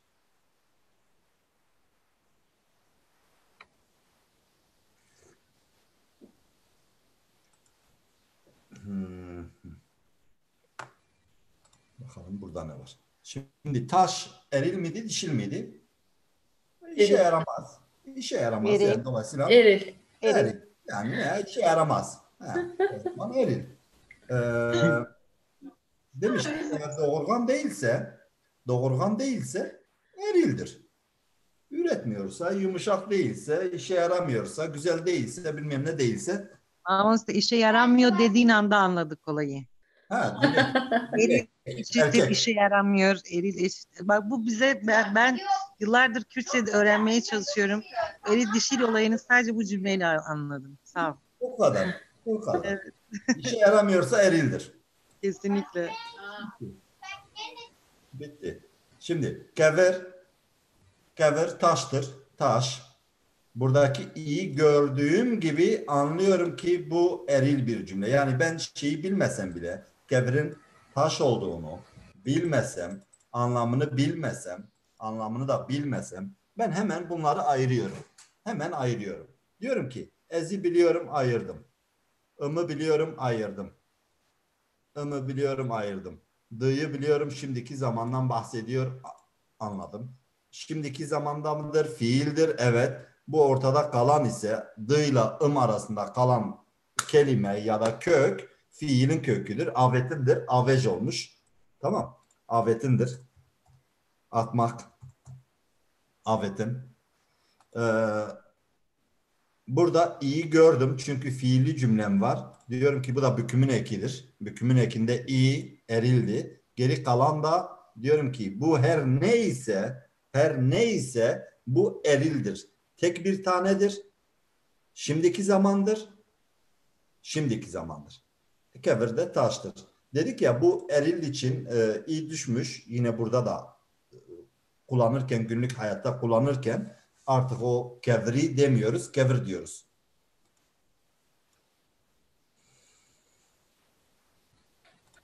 Daha chat'e yazıyorsunuz. Ben dikkatimi dağıtıyor. Size konunun bitiminde söz hakkı vereceğim. Tü daveji, sen atıyorsun. Yine buradaki iyi gördüm, anladım ki T'den senden bahsediyor. D'yı gördüm. Dedim ki o zaman şimdiki zaman. İyi gördüm. Dedim ki bükümlüdür, erildir. Geri kalan birisi fiilin kökü. Çünkü fiili bir cümle. İyi bitişik yazılmış. Kevir, eril bir tane nesne. O zaman ikisini artık biliyorum. Cümlenin bütün parçalarını biliyorum artık. Yani şu cümlenin başından sonuna kadar bütün harflerin niçin oradadır biliyorum. Ev kevri daveje, var burada. Ben biliyorum ki bununla karıştırmıyorum. Bu çoğul olanın sonunda ın var. Üçüncü şahısta. O onların arkasında. Ben sadece gizli öznesinden ayırabiliyorum. Gizli öznesinden ayırabiliyorum. Tekil olunca çoğul olunca ın ile bitiyor. O zaman bu ev o olandır. D'yı gördüm. Hemen işaretledim. Geçen ders görmüştük. Şimdiki zaman ekimizdir. İ'yi gördük. Ondan önceki derste görmüştük. Bükümün ekidir. Kevir nesnedir. Eril bir nesnedir. Taş işte. Taş. Hemen iyi gördüğüm gibi iyi gördüm fiilli cümle. Hemen diyorum ki bunlar eril bir cümle. İşe yaramaz. Kaba saba. Emtia. Ticaret. Neyse artık öyle. Ruh yok ya. Ruh yok. Ruh yok. Aha. Şimdi hemen bu ınları gördüm. Dedim ki bu çoğul bir cümle. Bahsettiği kişiler çoğul. Onları gördüm ama hangi çoğul onu ayıramıyorum. Hangi çoğul onu ayıramıyorum. Nereden ayırıyorum? Önündeki zamirde. Em kevri davejin biz taşa atıyoruz. Hun kevri davejin siz taşa atıyorsunuz. Ev kevri davejin onlar taşa atıyor. Burada taş tekildir arkadaşlar. Arkadaşlar şurada büyüteyim biraz. Yine dediğim gibi ismi rakam olan tamam kapattım sesinizi. Kevir dedi ki şu i zaman içinde düşmüş. Sadece işte Şırnak, Hakkari, Zaho, Başur Kürdistan dediğimiz bölgede kullanılıyor. Kevri diyorlar, Haseni diyorlar. Bu erillikte düşmüş olan i'yi kullanıyorlar. Ama işte Diyarbakır üstü i'yi kullanmıyorlar. Mardin, Diyarbakır, Siirt'in üstü yukarısı i'yi kullanmıyor. Yutmuşlar. Dil canlıdır. Yutuyorlar. Gittikçe kelimeler kısalıyor. Dolayısıyla şu kevir dedi ki ne? Bir kelimenin içinde, kelimenin son hecesinde ya da kelimenin içinde a veya e var ise bükümün ekini kullanmak zorunda isek, erilliği kullanmak zorunda isek, içindeki hecenin içinde eğer iki hece varsa sondaki, yoksa hangi hece varsa onu yapıyoruz. A ve e'yi yapıyoruz. Yani büküyoruz. Buraya erillik veriyoruz. Ez kevir davejim. Kevir. Bu da günlük hayatta kullanılan kevir kelimesi. Taş. Taş var mı? Taş yok mu? Taş. Şimdi bir tane daha eril kelimemiz var. Yoğurt. Niye onu eril yapmışlar bilmiyorum. Yani yoğurt yumuşaktır, güzeldir ve en sevdiğim yiyeceklerdendir. Ama yapmışlar. Mayalamak, meyandın. Sadece yoğurt için mi kullanılıyor? Diğer hamur mamurda da kullanılıyor mu? Kullanılmıyor. Peynir, yoğurt için kullanılıyor biliyorum. Ama hamur için bilmiyorum. Şimdi ben bu cümledeki bildiğim kelimeleri işaretleyeceğim arkadaşlar. Mayalamaktır fiilimiz. Meyandı mı? Yoğurt için kullanılıyor. Ben biliyorum. Kürtçe'de çok fazla fiil var. Yani Türkçedeki gibi değil. Türkçe'de sonundan eklemelidir. Burada hepsinin kendi kökeninden fiili var. Her şeyin kendi kökeninden fiili var ve çok fazla fiil var Kürtçe'de. Çok fazla Kürtçe'de fiil var. Şimdi fiilin yalın hali meyandın. Kökü. Şimdi ımı gördüm. Hemen işaretledim. Dedim ki ım varsa ez de var. Ez varsa cümlede ım da var. Başını sonunu biliyorum cümlenin. Yani başını biliyorum, ez var, ım olacak. Bitti. Ne görüyorum başka? Baktım, ımı bitişik yazmış. Diyorum o zaman bu bir fiildir. Bu bir fiildir. Diyorum fiili bir cümle. D'yı gördüm sonra. Dedim ki bu şimdiki zamanda söylediğim bir fiil. Fiil ne iş yapıyorsa şimdi yapıyor. Ne iş yapıyorsa, ne hareket yapıyorsa, ne hareket oluşumu neyse artık fiilde ne kullanacaksa şimdi yapıyor. O zaman D'yı aldım buraya. Buraya geldim. Dedim ki fiilli cümlede bükümün ekini kullanmak zorundayım. Kullanmak zorundayım. Eriller için düşmüş ama burada göstermek zorundayım. İyi gördüm. Dedim ki bükümün eki fiilli cümlede ve eril. O zaman şu nesne her ne ise şu nesne her ne ise erildir. Erildir. Ben iyi görünce direkt dedim ki erildir. Bu fiilli bir cümle. Sonunda i var. O zaman bu cümle erildir. Nesne erildir. Yoğurdu gördüm. Burada must'ı gördüm. Must. Must. Yoğurt demek. As must the main'im. The main'im. Ben yoğurdu mayalıyorum. Ben yoğurt mayalıyorum. Ben yoğurt mayalıyorum. The must the main'i. Burada da aynı şey. To'yu gördüm, i'yi gördüm. Arkadaşlar artık bunlar size çok kolay gelmesi gerekiyor. Çünkü yani harf harf gidiyoruz. Cümle kurarken harf harf gidiyoruz. Hangi harfin niçin orada olduğunu harf harf gidiyoruz. Dolayısıyla çözümlemesi, analizi çok kolay olmalı. Şu da nesnemiz. Aynısı aşağıya kadar devam ediyor. Yine dediğimiz gibi i var ise bir kelimede, i var ise erilikte, günlük hayatta düşmüş must, as must the main'im. Must the main'im. Must the main'im. Ben yoğurt mayalıyorum. Burada cinsiyet eki almıyor. Dolayısıyla şu.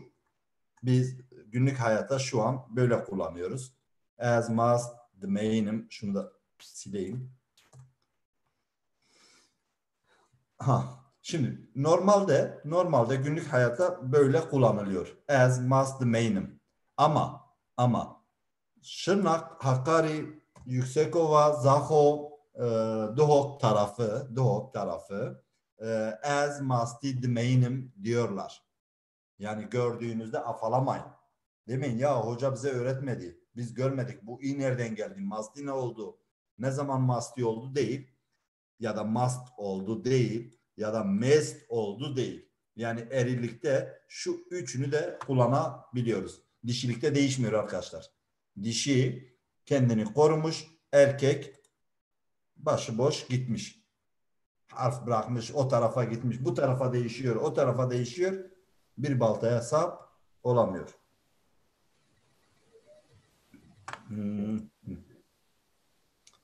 Arkadaşlar şurada yine yüksek emekler karşılığında şu şekilleri yaptım. Sizler için.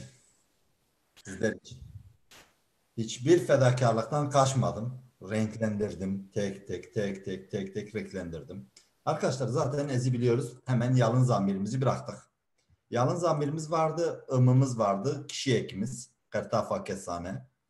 D var. Şimdiki zaman eki. Avetten aveş fiilin kökü. Şimdi burada kevri az kevri davejim. Bu ortadakinin nesne olduğunu biliyorum. Breser. Şunun bükümlü olduğunu biliyorum. Çünkü arkasında i var. Bükümün ekini almış. i var. Bükümlü olduğunu biliyorum. İ'yi gördüğüm için diyorum ki bu eril bir nesnedir, breseri. İyi gördüğüm için diyorum bu tekildir. Bahsettiği şey, neden bahsediyorsa davecim atıyorum. Neyi atmışsam, ez davecim, neyi atmışsam o ne demek? Eril bir tane nesne atmışım. Ben buraya elma da yazabilirdim. O zaman dişi olacak. SV davicim. Bakın buraya hemen yazayım ama kayacak o. Şuraya yazdım. SV. SV davecim. Ne oldu? Bu geldi. O zaman dişidir. Ben dedim ki benim nesnem dişidir. İ var ise erildir. Attığım nesnenin cinsiyetine göre orada ekini getiriyorum arkadaşlar.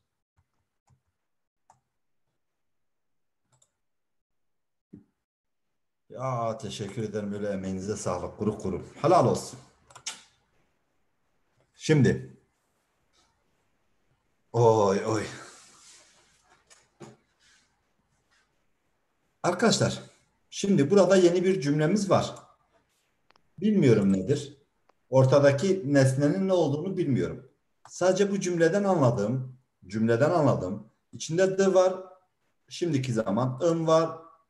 İşte birinci şahıs kişisi as var. Yalın zamir. İşte neyse. An var burada. An var. Ne demiştik? Fiilimiz cümlemiz fiili ise bükümün eklerini alıyor dedik. Ben buradaki anı gördüğümde diyorum ki benim fiilim, cümlem, söyleyeceğim cümlem ya da söylediğim cümlem ya da söylenilen cümle fiilli olduğu için ben nesneye cinsiyet eki getirmem gerekiyor. Hangi eki getirmem gerekiyor? Bükümün ekini getirmem gerekiyor. Bükümün ekini. Bükümün eki neydi? Bükümün ekleri i, an idi. Bükümün ekleri.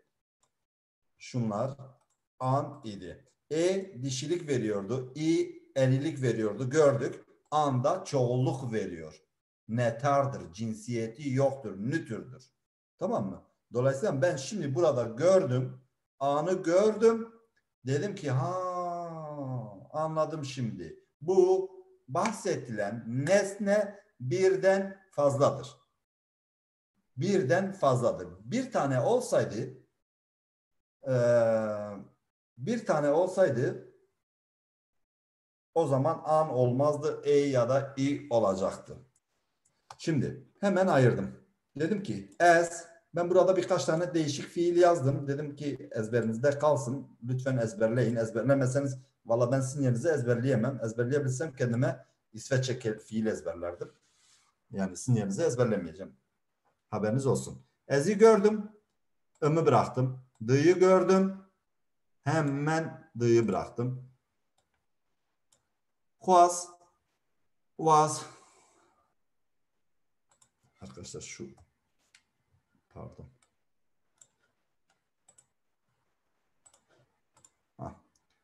D'yı gördüm. Im'ı bıraktım. Aradaki ne oldu chatte bu kadar mesaj üst üste geliyor? Twitter'da tabii ki ne canım. Yani mutlaka bekliyorum. Twitter'da övün beni. Ben çok övülmeyi sevmiyorum. Arkadaşlar anı gördüm. Dedim ki bükümün ekidir. Bükümün eklerindendir. O zaman an çoğuldu. Bükümün ekiydi. Hemen onu şuraya bir işaretleyeyim. Dedim ki ben bunu da biliyorum. Ben daha önceki konularda görmüştüm. Eğer bir nesnenin fiili cümlede an var ise o zaman bu çoğulundur, netardır, cinsiyeti yok, nütürdür. Narı gördüm. Şurada bir y harfimiz var. Y harfi iki sesin arasındaysa ve büküm eklerimize bitişik ya da kişi eklerimize bitişik ise kaynaştırma harfimizdir arkadaşlar. Kurmancı ile kaynaştırma harflerimiz H, Y, V'dir. Bazen de ne. Bir saniye Bauer, sana söz hakkı vereceğim. Lütfen bekle. Yemin ediyorum bu chat gözümü alıyor. Orası yanıyor lampa gibi. Tık tık tık. Y şimdiki zaman kaynaştırma harfi. Tamam. O zaman benim nesnemin kökü pere kalıyor. Pere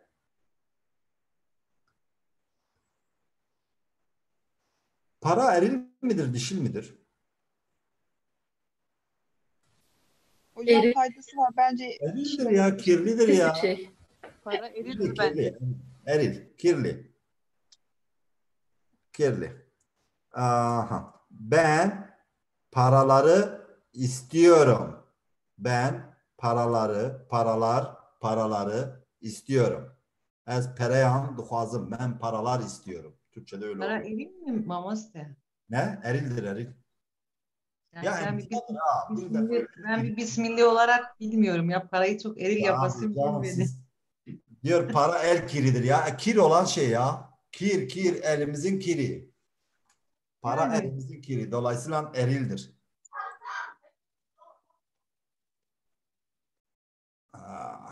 Vallahi sallama çay içiyorum ha. Bak ipi burada. Dur. Ha, görünüyor. Ha. Aha. Sallama. Lipton. Arkadaşlar bunu gördük. Ben paraları istiyorum. Şimdi geldik ikinci cümleye. Dedim değişik fiiller yazayım. Belki birkaç tane sevabıma, hayrime, anamın, babamın, Ramazan'ın, dedemin, halamın, 77 sülalemin hayri olsun. Bana lazım değil, onlara olsun. Gördüm, hemen iyi yapıştırdım. Dedim ki iyi var. Varsa iyi de var. O zaman doğru. Cümle doğru. Başıyla sonu doğru. Baktım karışık biraz. Biraz karışık. Fiil karışık. İyi bitişiktir. Biliyorum ki fiildir bu. İyi bitişik olduğu için fiildir. Onda da artık eminim. İyi vardır. O zaman evet. D'yı gördüm. Ortadadır. Hemen işaretledim. Dedim ki şimdiki zamandır. Diyorum ki fiilim nedir? Çekirin, imal etmek, yapmak. Tamam. Yapmak, imal etmek. Türemiş bir fiil, çekirin, kırın yapmaktır. Gelmiş önüne, edat almış. Yeni bir fiil türemiş. Tamam, bunu çözdüm. Buraya geldim. An gördüm. Dedim ki an bende şeyi çağrıştırıyor. Bükümün ekini. Çünkü fiil var burada. Fiil var. Ve dolayısıyla an gördüm. Dedim ki bu an nötr olan bükümün fiili çoğulun ekidir. 3 tane bana şeyi söylüyor. Tamam mı? An. Geri kalan pelaf kalıyor. Pelavı da bilmiyorsam sözlüğe bakarım. Yani ekini düşürdükten sonra sözlüğe bakabilirsiniz. Yani ekiyle beraber bakarsanız çoğu kelimeyi sözlükten bulamayabilirsiniz arkadaşlar. Çoğu kelimeyi sözlükten bulamayabilirsiniz.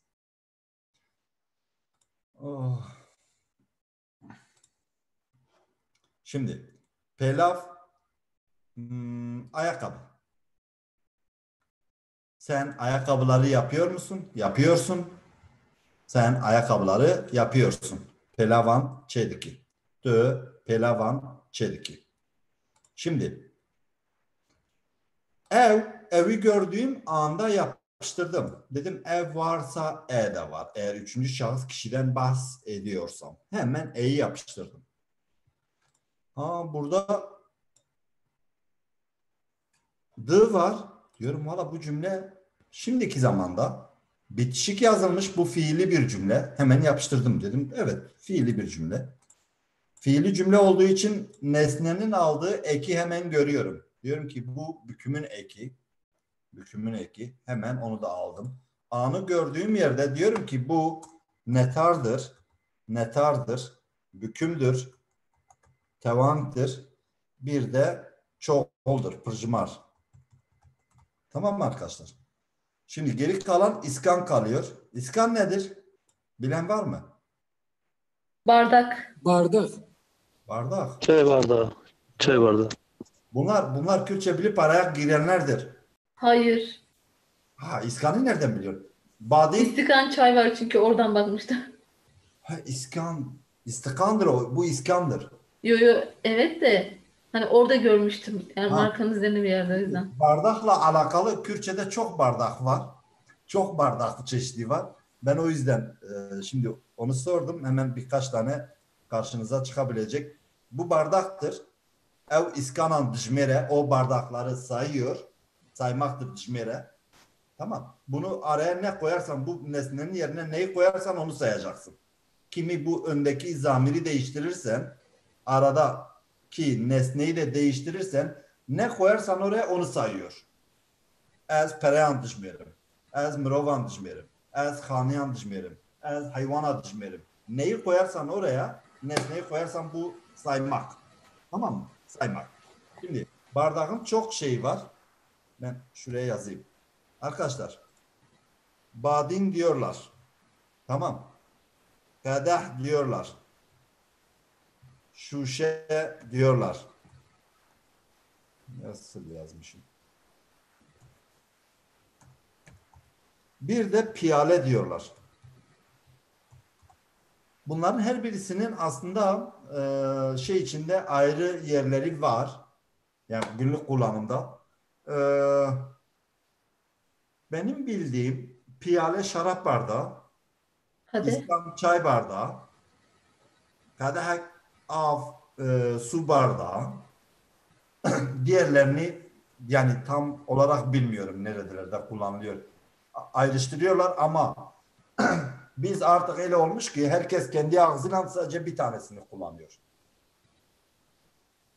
Yani ben bir bardak çay içeceğim dediğinliklerinde yöresel olarak, ağız olarak eğer piyale diyorlarsa o ağız ez piyalek çay vedukum, ez iskanek çay vedukum, ez kadehek çay vedukum, ez badinek çay vedukum, ez şuşak çay vedukum. Yani bunların hepsiyle de karşılaşabilirsiniz bardak için. Ayırmıyoruz artık. Yani hepsi tek düze gitmiş. Şimdi em'i gördüm. Dedim ki bu em varsa çoğul bir cümleye çoğul. Kim? Biz. Biz ne yapmışız? Hemen bakıyorum. Bildiğim harfleri işaretledim. Em'i gördüm. Hemen şurada ını yaptım. I'yı gördüm. Dedim ki bu şimdiki zaman bitişik yazılmış. Dedim fiilidir. An var arkasında. Dedim bu bükümün çoğul ekidir. Geri kaldı şıtıl. Şıtlan. Şıtılan. Yani şuraya da bırakabiliriz. Şıtıl. Şıtıl fide demek arkadaşlar. Fide. Çinin, çandını, dikmek. Çandım, dikmek. Ben fideleri ekiyorum. Biz fideleri ekiyoruz. Fideleri ekiyoruz. İkisi de çoğuldur. Hem şu ın çoğuldur hem an çoğuldur. Hem yapan kişiler çoktur hem yapılan işler çoktur. Dolayısıyla ikisi de çoğul almış. Hem şıtıl diçinin hem şıtılan diçinin. 8 tane mesaj var WhatsApp'ta. WhatsApp yok. Cmerim. Cımartın. Saymak. Cımar. O aradaki ı bazen düşüyor arkadaşlar. Yazarken yani fiilin cımartındır. Cımartındır. Ama kök olunca cimere. Cimer. Hun, siz, çirokan ne yapıyoruz? Biz bakın biz diyor ki siz hikayeleri fiil sonra geliyor. Diyebilirim ki yazabiliyorum, çizebiliyorum, okuyabiliyorum, resmedebiliyorum. Yani fiili önce kim yapıyor bu işi? Sizler yapıyorsunuz. Ne yapıyorsunuz? Hikayeleri. Hikayeleri ne yapacaksınız? Ben burada yazmışım, okuyorsunuz. Ama siz bu hikayeleri çizebilirsiniz. Resmedebilirsiniz. Atabilirsiniz. yukarı kaldırabilirsiniz, indirebilirsiniz. Yani ne yaparsanız siz biliyorsunuz. Ama olayı olduğu gibi anlatmanız gerekiyor. Olduğu gibi anlatmanız gerekiyor. Hun, Çirokan, Duhuy'un. Ben buradaki anı zaten artık anlatmaya da gerek yok. Türkçe'ye yeni girmiş bir terim var. Onu da size kullanmak istemiyorum. Lütfen. Bazen öyle şaka yapıyorum. Kusura bakmayın. Kızarsanız da belirtin. Tamam arkadaşlar. Hun Çirokan Duhuy'un. Siz hikayeleri okuyorsunuz. Sizler hikayeleri okuyorsunuz. Sizler. Siz. Ev olunca ben diyorum ya bu ev yazıda gördüm. O mudur, onlar mıdır? Ben gittim geldim. O mudur, onlar mıdır? Arkasındaki ını gördüm dedim onlardır bu cümle. Çünkü yazıda gördüm. Yani birisi bana söylemese yazıda görmüşsem ben başını gördüm ve sonunu gördüm. Dedim ki o zaman sonunda o zaman onlar. Hemen dı'yı gördüm. Dedim ki şimdiki zamandan bahsediyor.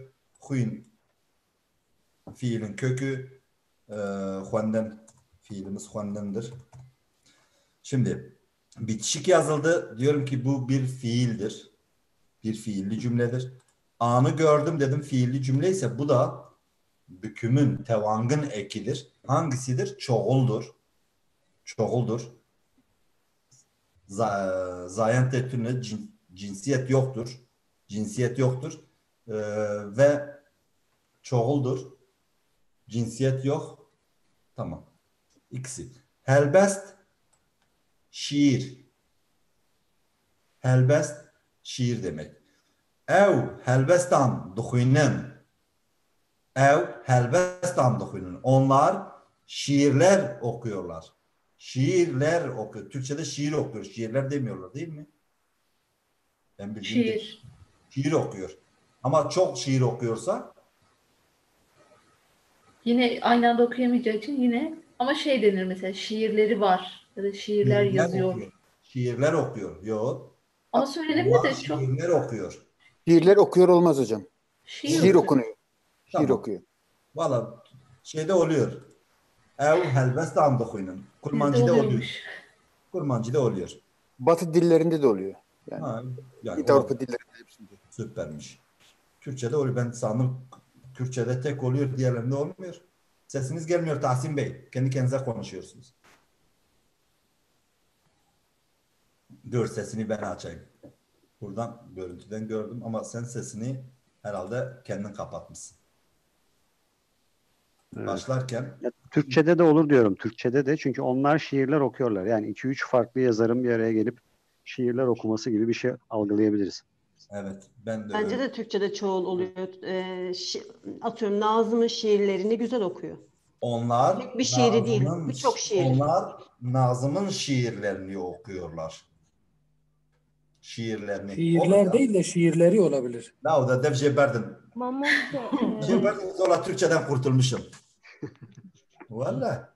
En çok sizle konuşuyorum ha Türkçe. Şimdiye kadar 1,5 yıldır bu sınıfla Türkçe konuşuyorum. Yoksa Türkçe bitti.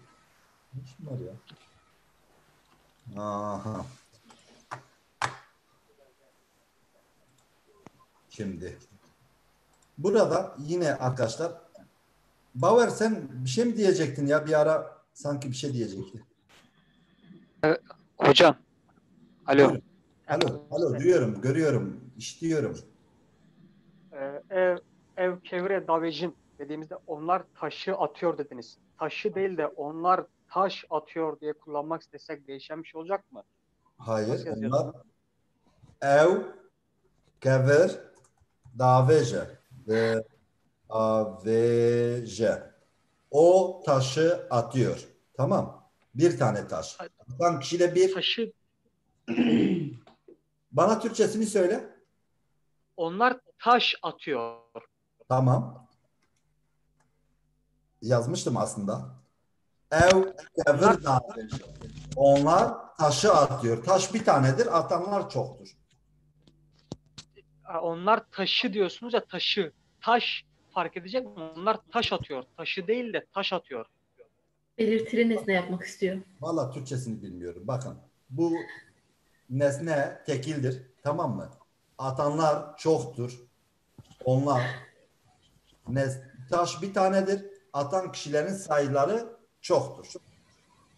Ama taş bir tane. Eğer taşları da çok yaparsak hemen kevran. Ev kevran davejin. Onlar taşları atıyorlar. Eğer anı silersem taş tek oldu. Taş tek oldu. Eğer anı ekledim. Bunu o yaptım. Ev kevran daveje. O taşları atıyor. Yani Hocam. bereket adev deste kaltıkava değil. Ev kevre avejin o bükmekini alacak mı değil mi hocam? Kevri taş erildir. Şey yapma, dişil yapma. Kadın arkadaşlar kızıyor. Taş tutmaz ya. Soğuk bir şey ha. Hocam. Buyurun. Ben şunu söyleyeceğim. Ben arkadaşın takıldığı yere takıldım da başka bir örnekten vereyim. Ben kitabı okudum. Ben kitap okudum. İki cümleyi alt alta yazabilir misiniz? Ben kitabı okudum. Şimdi burada ben kitabı... Yok, şimdiki zamanla. Ben kitap okuyorum da ben kitabı okuyorum. Ben kitabı okuyorum. Az Türkiye'de okuyunum. Ben bilmiyorum. Valla Türkçesini bilmiyorum arkadaşlar. Yani hocam mesela bir kitabı vermiş bir arkadaşımız. Belli bir kitap. Kimin olduğu, tamam. Kimin yazdığı belli. Bu kitabı okuyor musun diye sordu diyelim. Evet, ben o kitabı okuyorum. Tamam. Yani herhangi bir kitap okumaktan bahsetmiyoruz. Belli bir kitap var elimizde. Az Türkiye'de okuyunum. Tamam. Yani bir şey fark etmiyor o zaman. Genel olarak ben normalde kitap okuyorum da şu an bu kitabı okuyorum. Biri bağlama çalıyor. Arkadaşlar. Az Türkiye'de okuyunum. Burada dedik ya bizim bu E'de isimlendirilmiş. Hangi kitabı okuduğumuz belli. Cinsiyeti belli. Sayısı belli. Yani şu E ile ben onların hepsini çıkarıyorum buradan. Bina kırın diyorduk. Değil mi? Yani binafkiriye. E ile ben bunun tekil olduğunu, dişil olduğunu, isimlendirildiğini, bükümün eki olduğunu. Bilinen kitapta ez ve pirtuke dıkuynem. Ya o işarettir. Gösteriyorsun. Yani bilinen kitap. Arkadaşların sorduğu bilinen kitap. Ez ve Türkiye'de okuyunum. Bakın eğer isim söylemezsem diyorum ki biliniyor. Benim kitap söylememe gerek yok. Ez ve okuyunum. Ben onu okuyorum. Gibi. Hocam bir şey söyleyebilir miyim? Tabii buyurun. Şimdi özür dilerim. Yani ukalalık yapmış olmayayım ama hayır. Fransızca'da eğer herhangi bir kitabı yani kimin kitabı olduğunu, hangi kitaptan bahsedildiği belli değilse ön ya da ün yani dişilik ve erilliğine göre yani bir kitap. Burada da Kürtçe'de çok benziyor. Es pürtükek duhim. Yani ben herhangi bir kitap okuyorum. Hangi kitaptan bahsedildiği belli değil. Yani diyelim ki Sefilleri mi okuyorsun dediğinde, sen bir kitap okuyorsun dediğinde ev pürtüke denir. Ama eğer kitap belli değilse ya da önemli değilse pürtükek deniyor. Yani bir eki alıyor. Herhangi bir kitap. Tamam Hocam Zazaca'da da öyledir. Arkadaşlar ben yazdım şimdi buraya. Tamam. Bir saniye ben bunun üzerinden örnekler üzerinden inşallah biraz daha açıklayacağım. Arkadaşlar 3 tane yazdım buraya. Tamam. Ez Türkiye'de okuyunum. Ben burada hangi kitabın olduğunu, ne olduğunu biliyorum. Hangi kitaptan bahsettiğimizi biliyorum. İkincisinde ez Türkiye'de okuyunum. Ben bir kitap okuyorum. Sen de bilmiyorsun hangisidir. Ben de bilgi vermek istemiyorum. Ama okudum. Elimde bir tane kitap var.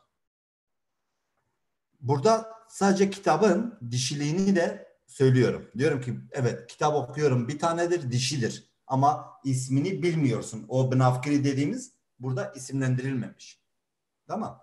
Diğerinde ise ez Türkiye'de okuyunum. Ben bir tane kitap okuyorum. Bunda hiçbir şey söylemiyorum sana. Kitabın cinsiyetini söylemiyorum. Ne olduğunu söylemiyorum. Sadece sıradan bir kitap. Hiçbir bilgi vermiyorum. Ek var. O konular var aslında. İşleyeceğimiz konularda. Dedim ya bizim 2 tane konumuz var. Bu belirli belirsizler. Sizin çok kafanız karışmasın diye o cinsiyet eklerini verirken bu isimlendirilmemiş olanları da ekleseydim hangi harfi nerede kullanacağınızı artık çok karıştıracaktınız. Bence onu şu ekiler Çok var. gelişkin mi Mustafa bu peki? Ek gibi şeyler var. Ek var.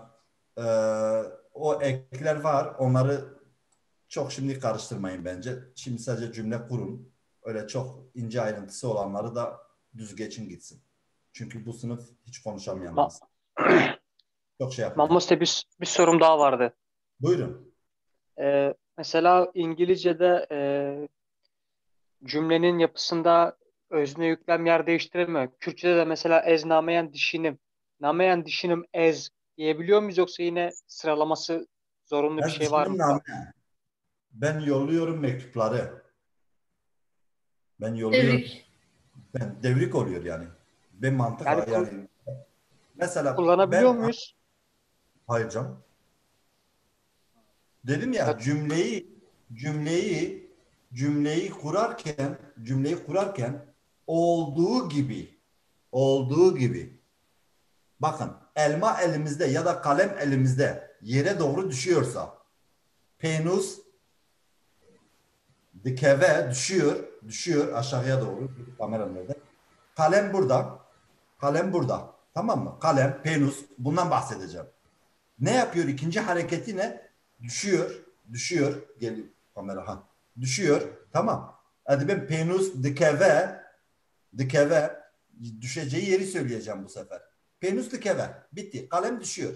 Eğer düşeceği yeri de söyleyecek isem dikeve arde. Yere düşüyor. Penus dikeve, çünkü sıralamamız böyle. Cümle kurarken Kürtçe'de sıralama olayı olduğu gibi anlatıyoruz. Dolayısıyla o fiil bazen öne gelebilir. Yani zemin en sona geldi. Çünkü kalemin düşüş şeklini anlatıyorum. Olduğu gibi anlatıyorum. Yukarıdan aşağı anlatıyorum. Oluş şekline göre anlatıyorum. Dolayısıyla ben önce yüklemi, fiili öne getirebilirim. Ama kalem, penus, dikeve, arde. Ez, seve, ben elmayı satabilirim, ekebilirim, biçebilirim, turşusunu yapabilirim, bilmem ne yapabilirim. Dolayısıyla oluş şekline göre tek tek ne yapıyorsam onları tek tek söylemem gerekiyor. Spas.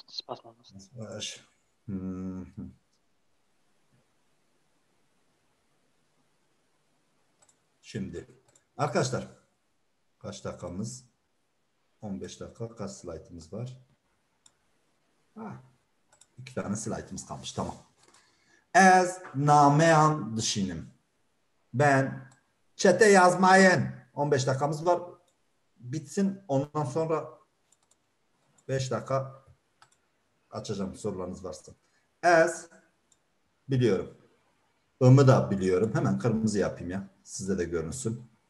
Ez'i de biliyorum. Hemen kırmızı yaptım. D'yi da biliyorum. Nereden biliyorum? Şimdiki zaman eki. Yani artık bunları bir daha söylememize gerek yok. Kağıt üzerinde, şimdi bana diyorlar değil mi? İsveççe kağıt üzerinde biliyorum. Ben gramatiğini biliyorum. Otursam tak yerleştiriyorum. Siz de öyle olacaksınız. Kağıt üzerinde evet, pratik. Ez, nameyan. Her şeyi biliyorum. Bu hangisi niçin oradadır biliyorum. Anı da biliyorum artık. Çünkü daha önce bu konuyu işlemiştik. Hani konu işlememişsek diyemem, biliyoruz. Anı biliyorum. Geride kaldı ye. Ye hemen dedim ki bu da kaynaştırma harfi. O da kaynaştırma harfi. Ye'yi de getirdim. Geri kaldı name. Name. Mektup. Ez nameyan dışinim. Ben mektupları yolluyorum. Ben yolluyorum. Şu fiili öğrenirseniz, ezberlerseniz dışinim, şimdiki zaman için yollamak. Ne koyarsanız bu nesnenin arası, nesnenin yerine, mektubun yerine, neyi koyarsanız artık yollamak fiilini öğrenmiş olacaksınız. Zaten zamirleri biliyoruz. Şimdiki zaman ekini biliyoruz. Tamam. Tu mrovan dbini. Tu mrovan dbini. Sen insanları görüyor musun? Sen insanları görüyor musun? Ben nereden biliyorum? Şu iyi gördüm. Tu'yu görmesem de arkadaşlar. Tu'yu görmesem de iyi gördüm dedim. İyi, tü, ikinci şahıs kişisi. D'yı gördüm dedim. Şimdiki zaman eki. A'nı gördüğüm an dedim ki bu bükümün ekidir. Pertafen tevangeyi. Mirov da insan. İnsan. Ben insanları görüyorum. Ne zaman? Şimdi. Şimdi görüyorum.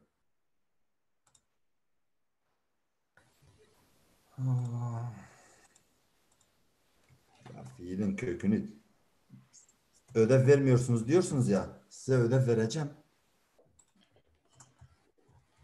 Her şeyi benden beklemeyin. Her şeyi devletten beklemeyin.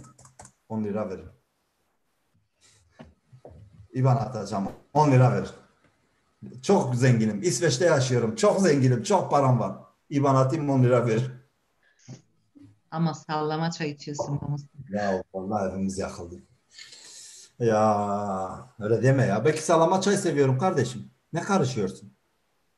Sallama çay seviyor olamaz mıyım? Hayır, maması da sevmediğini biliyorum. Ay vallahi mecburi içiyoruz. Diyarbakır'da bürodaydım. İşte çocuk ama dedim kardeş çay ama ne zaman şey yaparsan öndeki bardağı al yenisini bırak. Her gittiğinde yenisini bırak. Hiç şey yapma. Öyle çayı çok içiyordum. Şimdi Mirov dedi ki insan ev zarokan dibe birinciye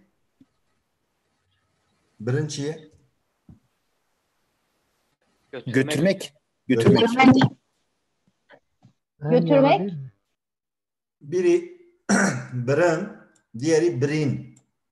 Yara. Yara. Evet. Bir tanesi Brindarım yara, diyorlar ya. bir tanesi götürmek. Buradaki hangisidir?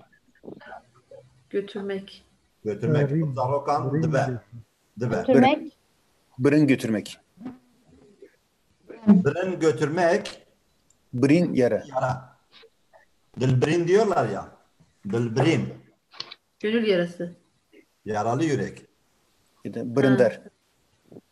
Neyse. Şimdi arkadaşlar hemen çözümleme yapıyorum. Yani ben cümleyi gördüğümde hemen çözümleme yapıyorum. Ya da cümle kuracaksam hemen çözümleme yapıyorum.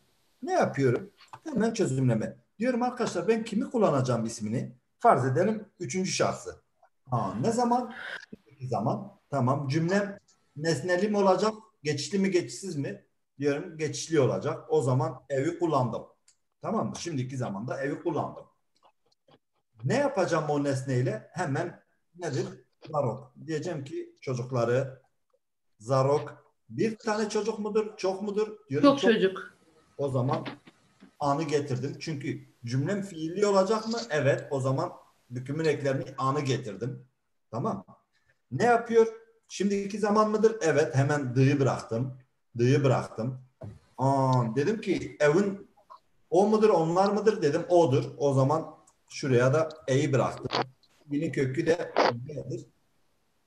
B'yi de getirdim. Şuraya bak. Ev zarokan dibe. Bunu biraz büyüteceğim şimdi. Yani böyle kafanızda tabii insan konuşurken ilk başlarda falan diyorsun ben konuşabiliyorum. Siz yavaş konuşun ben anlayabileyim. Yavaş konuşun. Harfleri yutmayın. Kelimeleri yutmayın. Ve tek tek söyleyin. Kitabı söyleyin. Ağız yapmayın.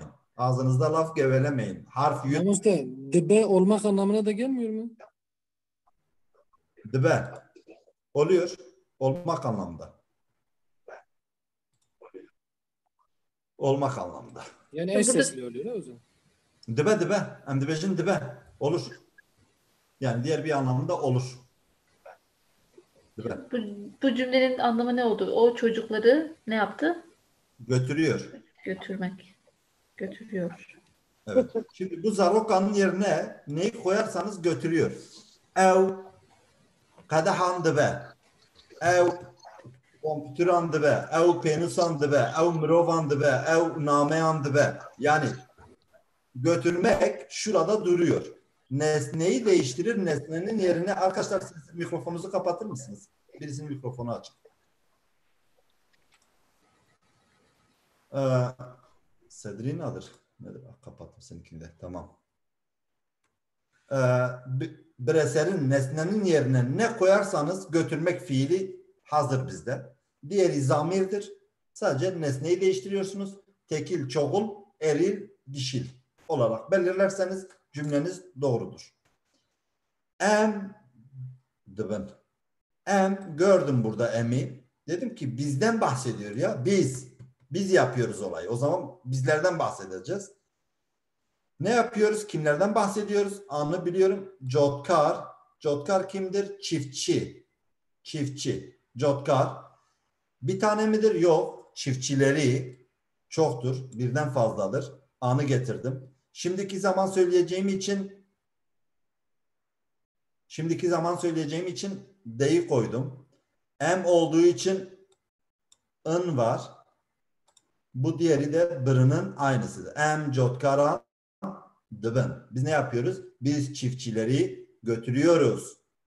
Bak burada o çocukları götürüyor. Burada biz çiftçileri götürüyoruz. Yani hem yapanlar çok, biz birden fazlayız, hem yapılan nesne birden fazla. Hun nviskaran. Şimdi buraya geldim. Buradan başlayayım. Fiilden başlayayım. Hun'u gördüm. Dedim ki ın olmalı arkadaşlar. ın olmalı. In'ı gördüm. D'yı da gördüm. Dedim ki o zaman şimdiki zamandır. ın bitişik yazıldığı için diyorum fiili bir cümledir. İki tane köküm kaldı. Diyorum ki bu fiil türemiş bir fiildir. Naskırın. Tanımak. Naskırın. Nastıkın. Hun nastıkın. Siz tanıyorsunuz. Şimdi bu arada an var. Hemen anı çıkardım. Dedim ki an bükümün ekidir. Çoğuldur. Netardır. Bilmem nedir. Hemen onu çıkardım. Nviskar kaldı. Yazar. Nviskar yazar. Nvis de yazı. O işi yapan. Nviskar. Nviskaran. Siz yazarları tanıyorsunuz. Ev avahisazan dıgihine. Gihandın. Yetiştirmek.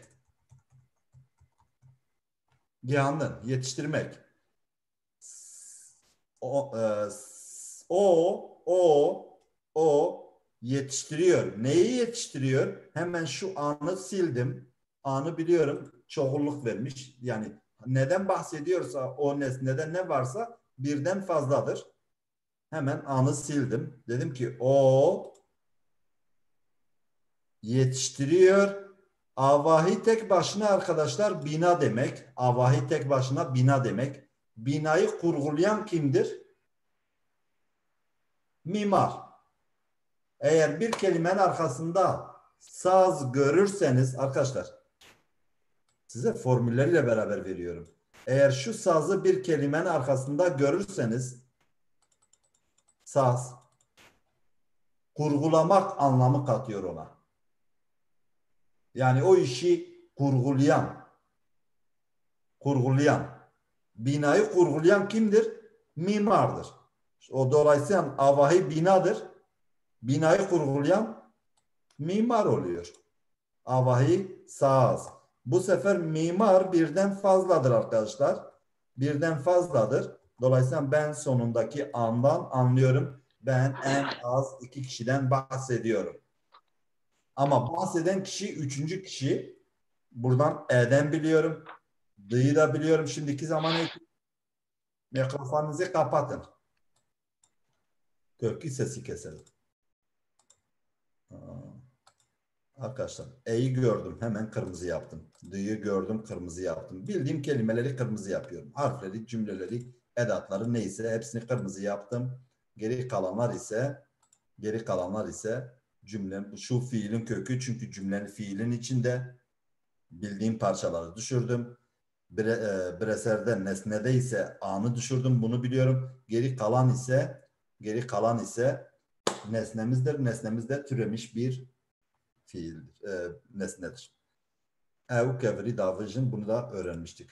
Bak buna da bir emek harcamışım arkadaşlar. Bunu çözebilir miyiz? Herkes kendi yanında çözsün. Ben yazmışım altına gerçi de. Çok akıllıyım. Gözümü kapatıyorum diyorum, siz beni görüyor musunuz?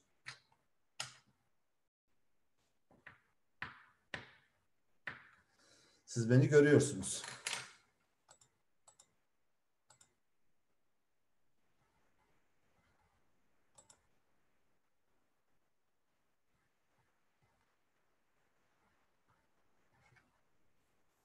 Name mektuptu. Ez nameyan dışının ben mektupları gönderiyorum. Arkadaşlar şimdi burada birisi konuşacak mı yoksa dedikodu mu yapacak? Şimdi emi gördüm, dedim ki yalın zamirlerden kullanmışız. Demek ki bu cümle ya şimdiki zamandır. Ya şimdiki zamandır. Ya gelecek zamandır ya da geniş zamandır. İlerliyorum. Tamam mı? İlerliyorum. Geldim buraya mih gördüm. Mih gördüm. Mih koyun demek arkadaşlar. Koyun. Tamam. Mih koyundur. Burada anı gördüm. Dedim valla bu çoğul yapmış. Çoğul yapmış. Bu neden yapacaksa, yani fiil nasıl olacaksa, koyunlarla alakalı ne söyleyecekse bir koyundan fazlasından bahsediyor. Tamam. Biz koyunları, şimdi bakın şuraya kadar biz koyunları, fiil koymazsam cümle havada kalacak. Cümle havada kalacak. Dı getirdim buraya, gördüm dı'yı. Dedim ki şimdiki zaman ekimi var orada. Dı'yı gördüm.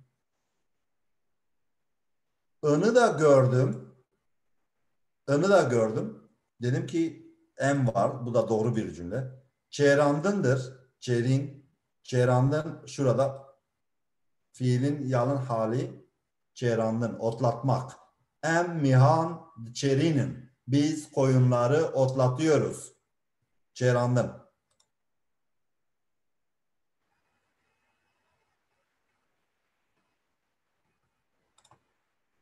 Geçti mi? Pardon.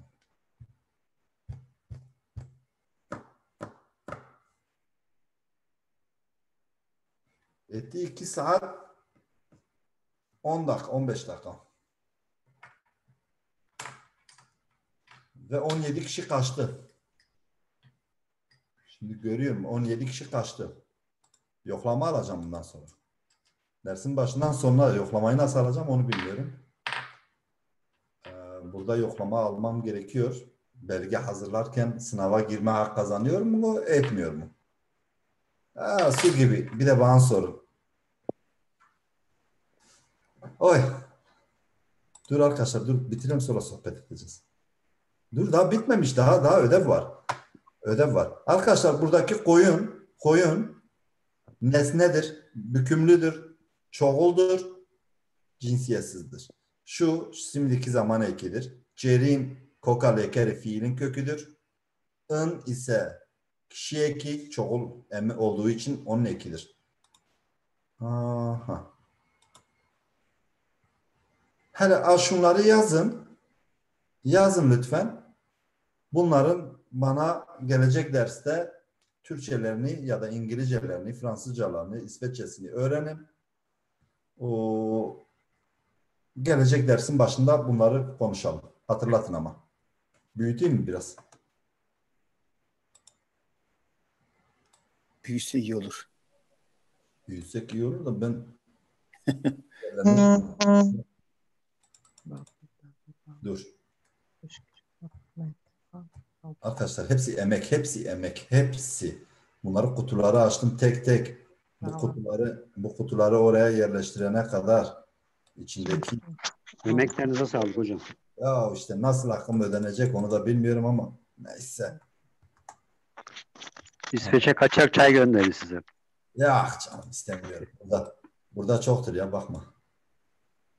Bismillah'la Batmanlılar çarşıda git hep Türk çayı içiyorlar. Şok olmuştum. Çaykur. Hocam Bir de geliyorlar. Diyarbakır'dan örgü peynir gönderelim size. Teşekkür ederim. Sağ olun. Hocam İtalya'ya gelin, bütün masraflar bizden olur. Böylece hakkınızı da ödemiş oluruz. Nereye geleyim? İtalya'ya gelin. Ha, Bütün İtalya olur. masraflar bizden olur. Böylece hakkınızı ödemiş O oluruz. zaman tamam, dur bakayım sen kimsin, ismini göreyim. Tayfur. Evet. Tamam. Vamos da hepimizin hakkını tek seferde ödemiş oluyor Ben arkadaş bu geçen sene arada. Tabii ki de İtalya'daydım. seve seve. Geçen sene Bizden bir İtalya'daydım. daha isteme bir şey Vamos da. Ben geçen sene İtalya'daydım. Bence orada buluşalım. En güzeli. En güzeli. Herkesin masrafını karşılayamam yalnız. Bu biraz zor oldu sanki. Ya, ben Vamos da o zaman sen hepimizi İtalya'ya götür. Ha, İtalya ucuzdur. Gelin. Gidin orada bekleyin, geliyorum. Ama bu ara olmaz. Bu ara bir yere kapının önüne çıkamıyoruz Vamos da. Gidin İtalya'ya, ben geliyorum. Valla Milano'da kaldım. Hoştu. Aynen geçen sene bu vakitlerin. Ayın kaçı bugün? 2 Nisan ya da 3 Nisan oradaydım. 2 Nisan'da İtalya'daydım geçen sene. İyiymiş. Milano'ya gelmişsiniz. Ha, Milano. Orada mısınız? Milano'dasınız. Oradaydım, artık orada değilim. Avusturya sınırındayım şu anda. Ha, Milano çok güzeldi ya.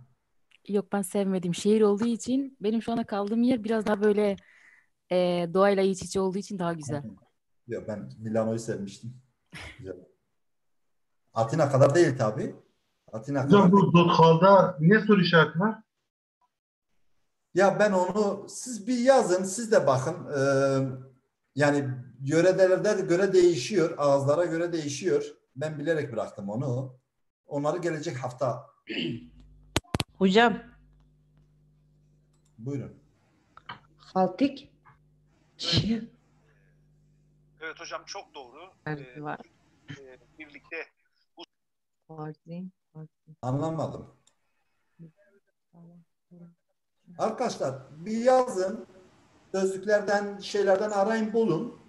Gelecek hafta, gelecek derste başlarken tartışırız bunları. Siz sadece şimdi yazın.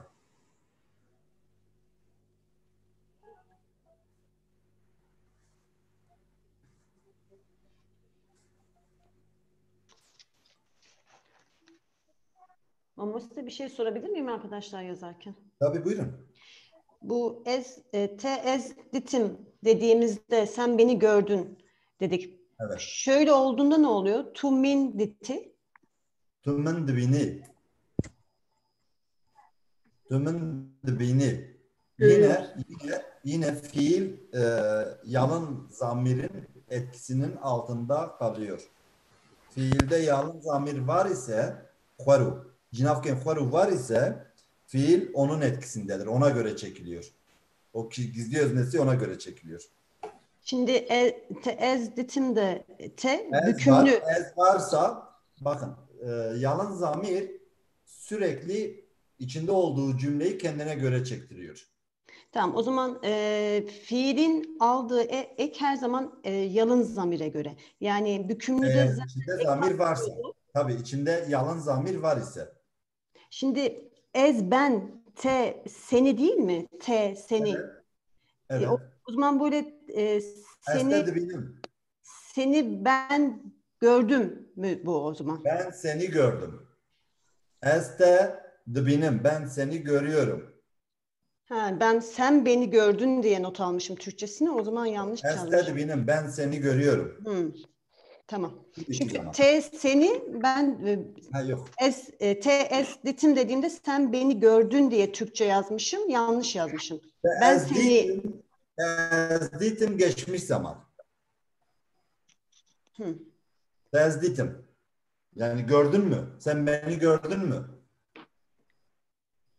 Gördün mü? Tamam. Zamanı bükümlü zamirden alıyor. Eki yalın zamirden alıyor. Yalın zamirden. Tamam. Teşekkürler. Hocam bir şey sorabilir miyim? Tabii, buyurun.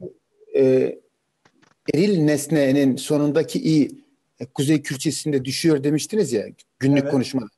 Yazı dilinde de düşüyor mu yoksa yazı dilinde dilinde de düşüyor arkadaşlar. Standart bu Kürtçenin o bazılarının kurmancıya hevalan arkadaşların Kürtçesi ya da akademik Kürtçe dediklerinde o yazı dili dediğimiz, standart yazı dili dediğimizde düşüyor.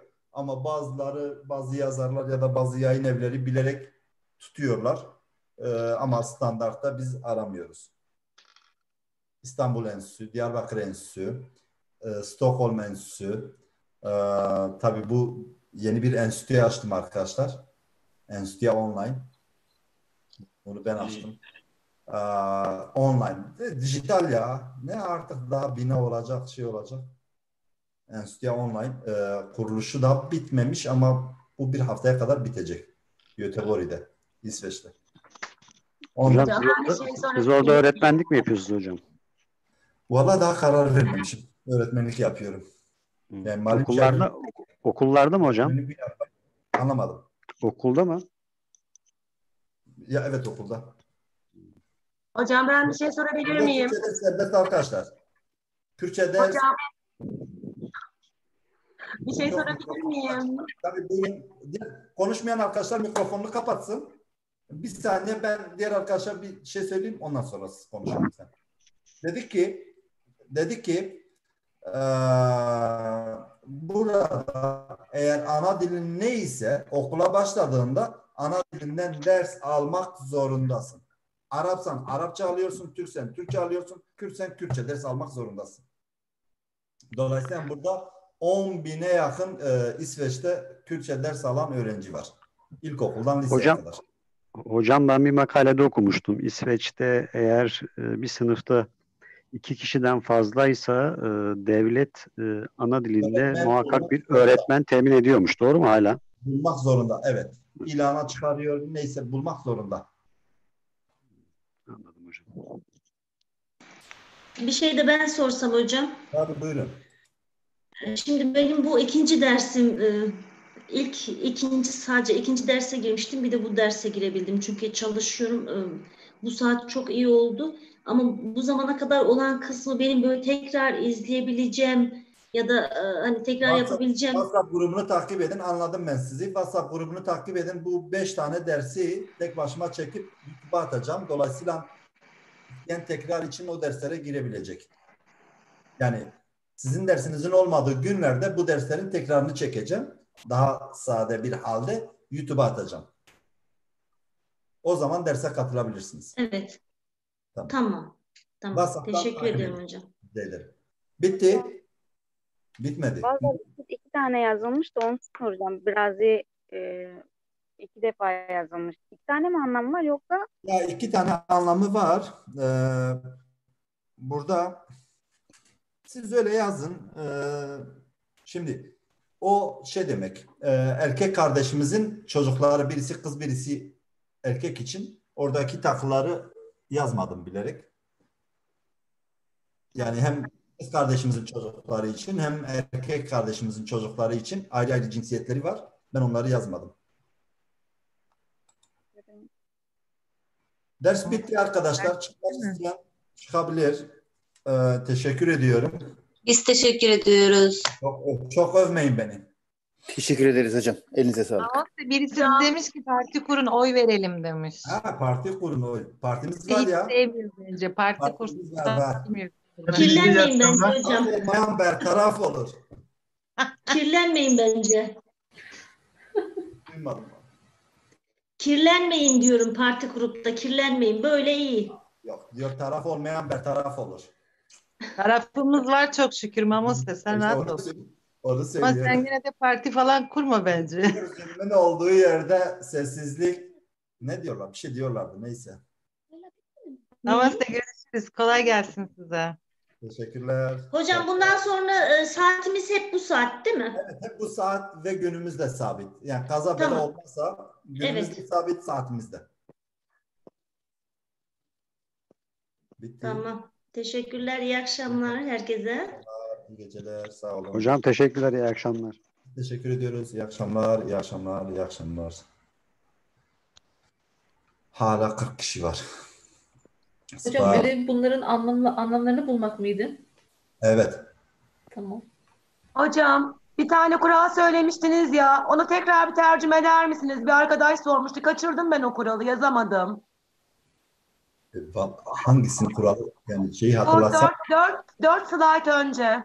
4 slide önce bir geçin, ben söylerim. Bir kız arkadaşımız sormuştu. Geçmiş zamanla başlayan. Geçin. Bir saniye. Yazamadım da. Bunu mu söylediniz? Evet. Ya Bir de bu tamam. Geçmiş zamanda şimdi dedik ki cümlemiz evle başlarsa e ile ya da y ile bitmek zorunda. tamam. Tamam. Ama burada bir kuralımız var. Demaboriyat dedi. İçinde olduğumuz geçmiş zamanda. Tamam. Olduğumuz geçmiş zamanda bunları kullanmıyoruz. Düşmüş. Bazı bölgeler, bazı şiveler, ağızlar daha var. Ama yazmasanız da doğrudur. Dimijara demaboriyat hediye ne demek? İşte içinde olduğumuz geçmiş zaman. Çok yakın zaman. Türkçe'de var mıydı yakın zaman? Yakın geçmiş Evet zaman. var. Yakın geçmiş zaman. Yakın geçmiş zamanda bu düşüyor. Eli serdisekinin düşmek demek mi? Dimijara demaborya. Bak, Ben doğru telaffuz edemiyor olabilirim. Demaboriyat edeyi. Evet. Demabori geçmiş zaman. Dedeyi içinde. İçinde Hediye olduğu içinde. Ertafa kesesi emin. Üçüncü şahıs kişisi eki dikeve düşüyor. Dikeve. Lehenek hereman. Bazı bölgelerde. Tamam. Dımjara bu konuda Demaboriyat edeyi konusunda üzerinde duracağız. Bu seviyede değil tabii. Tamam. Teşekkür ederim. Rica ederim.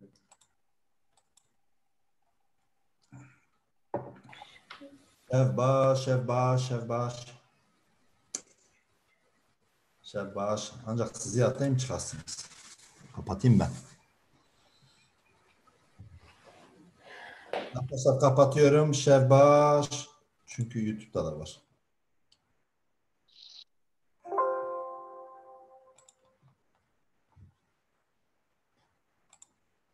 Niye çıkmıyorsunuz? Kim kaldı da? Kapatmasını bilmiyorlar.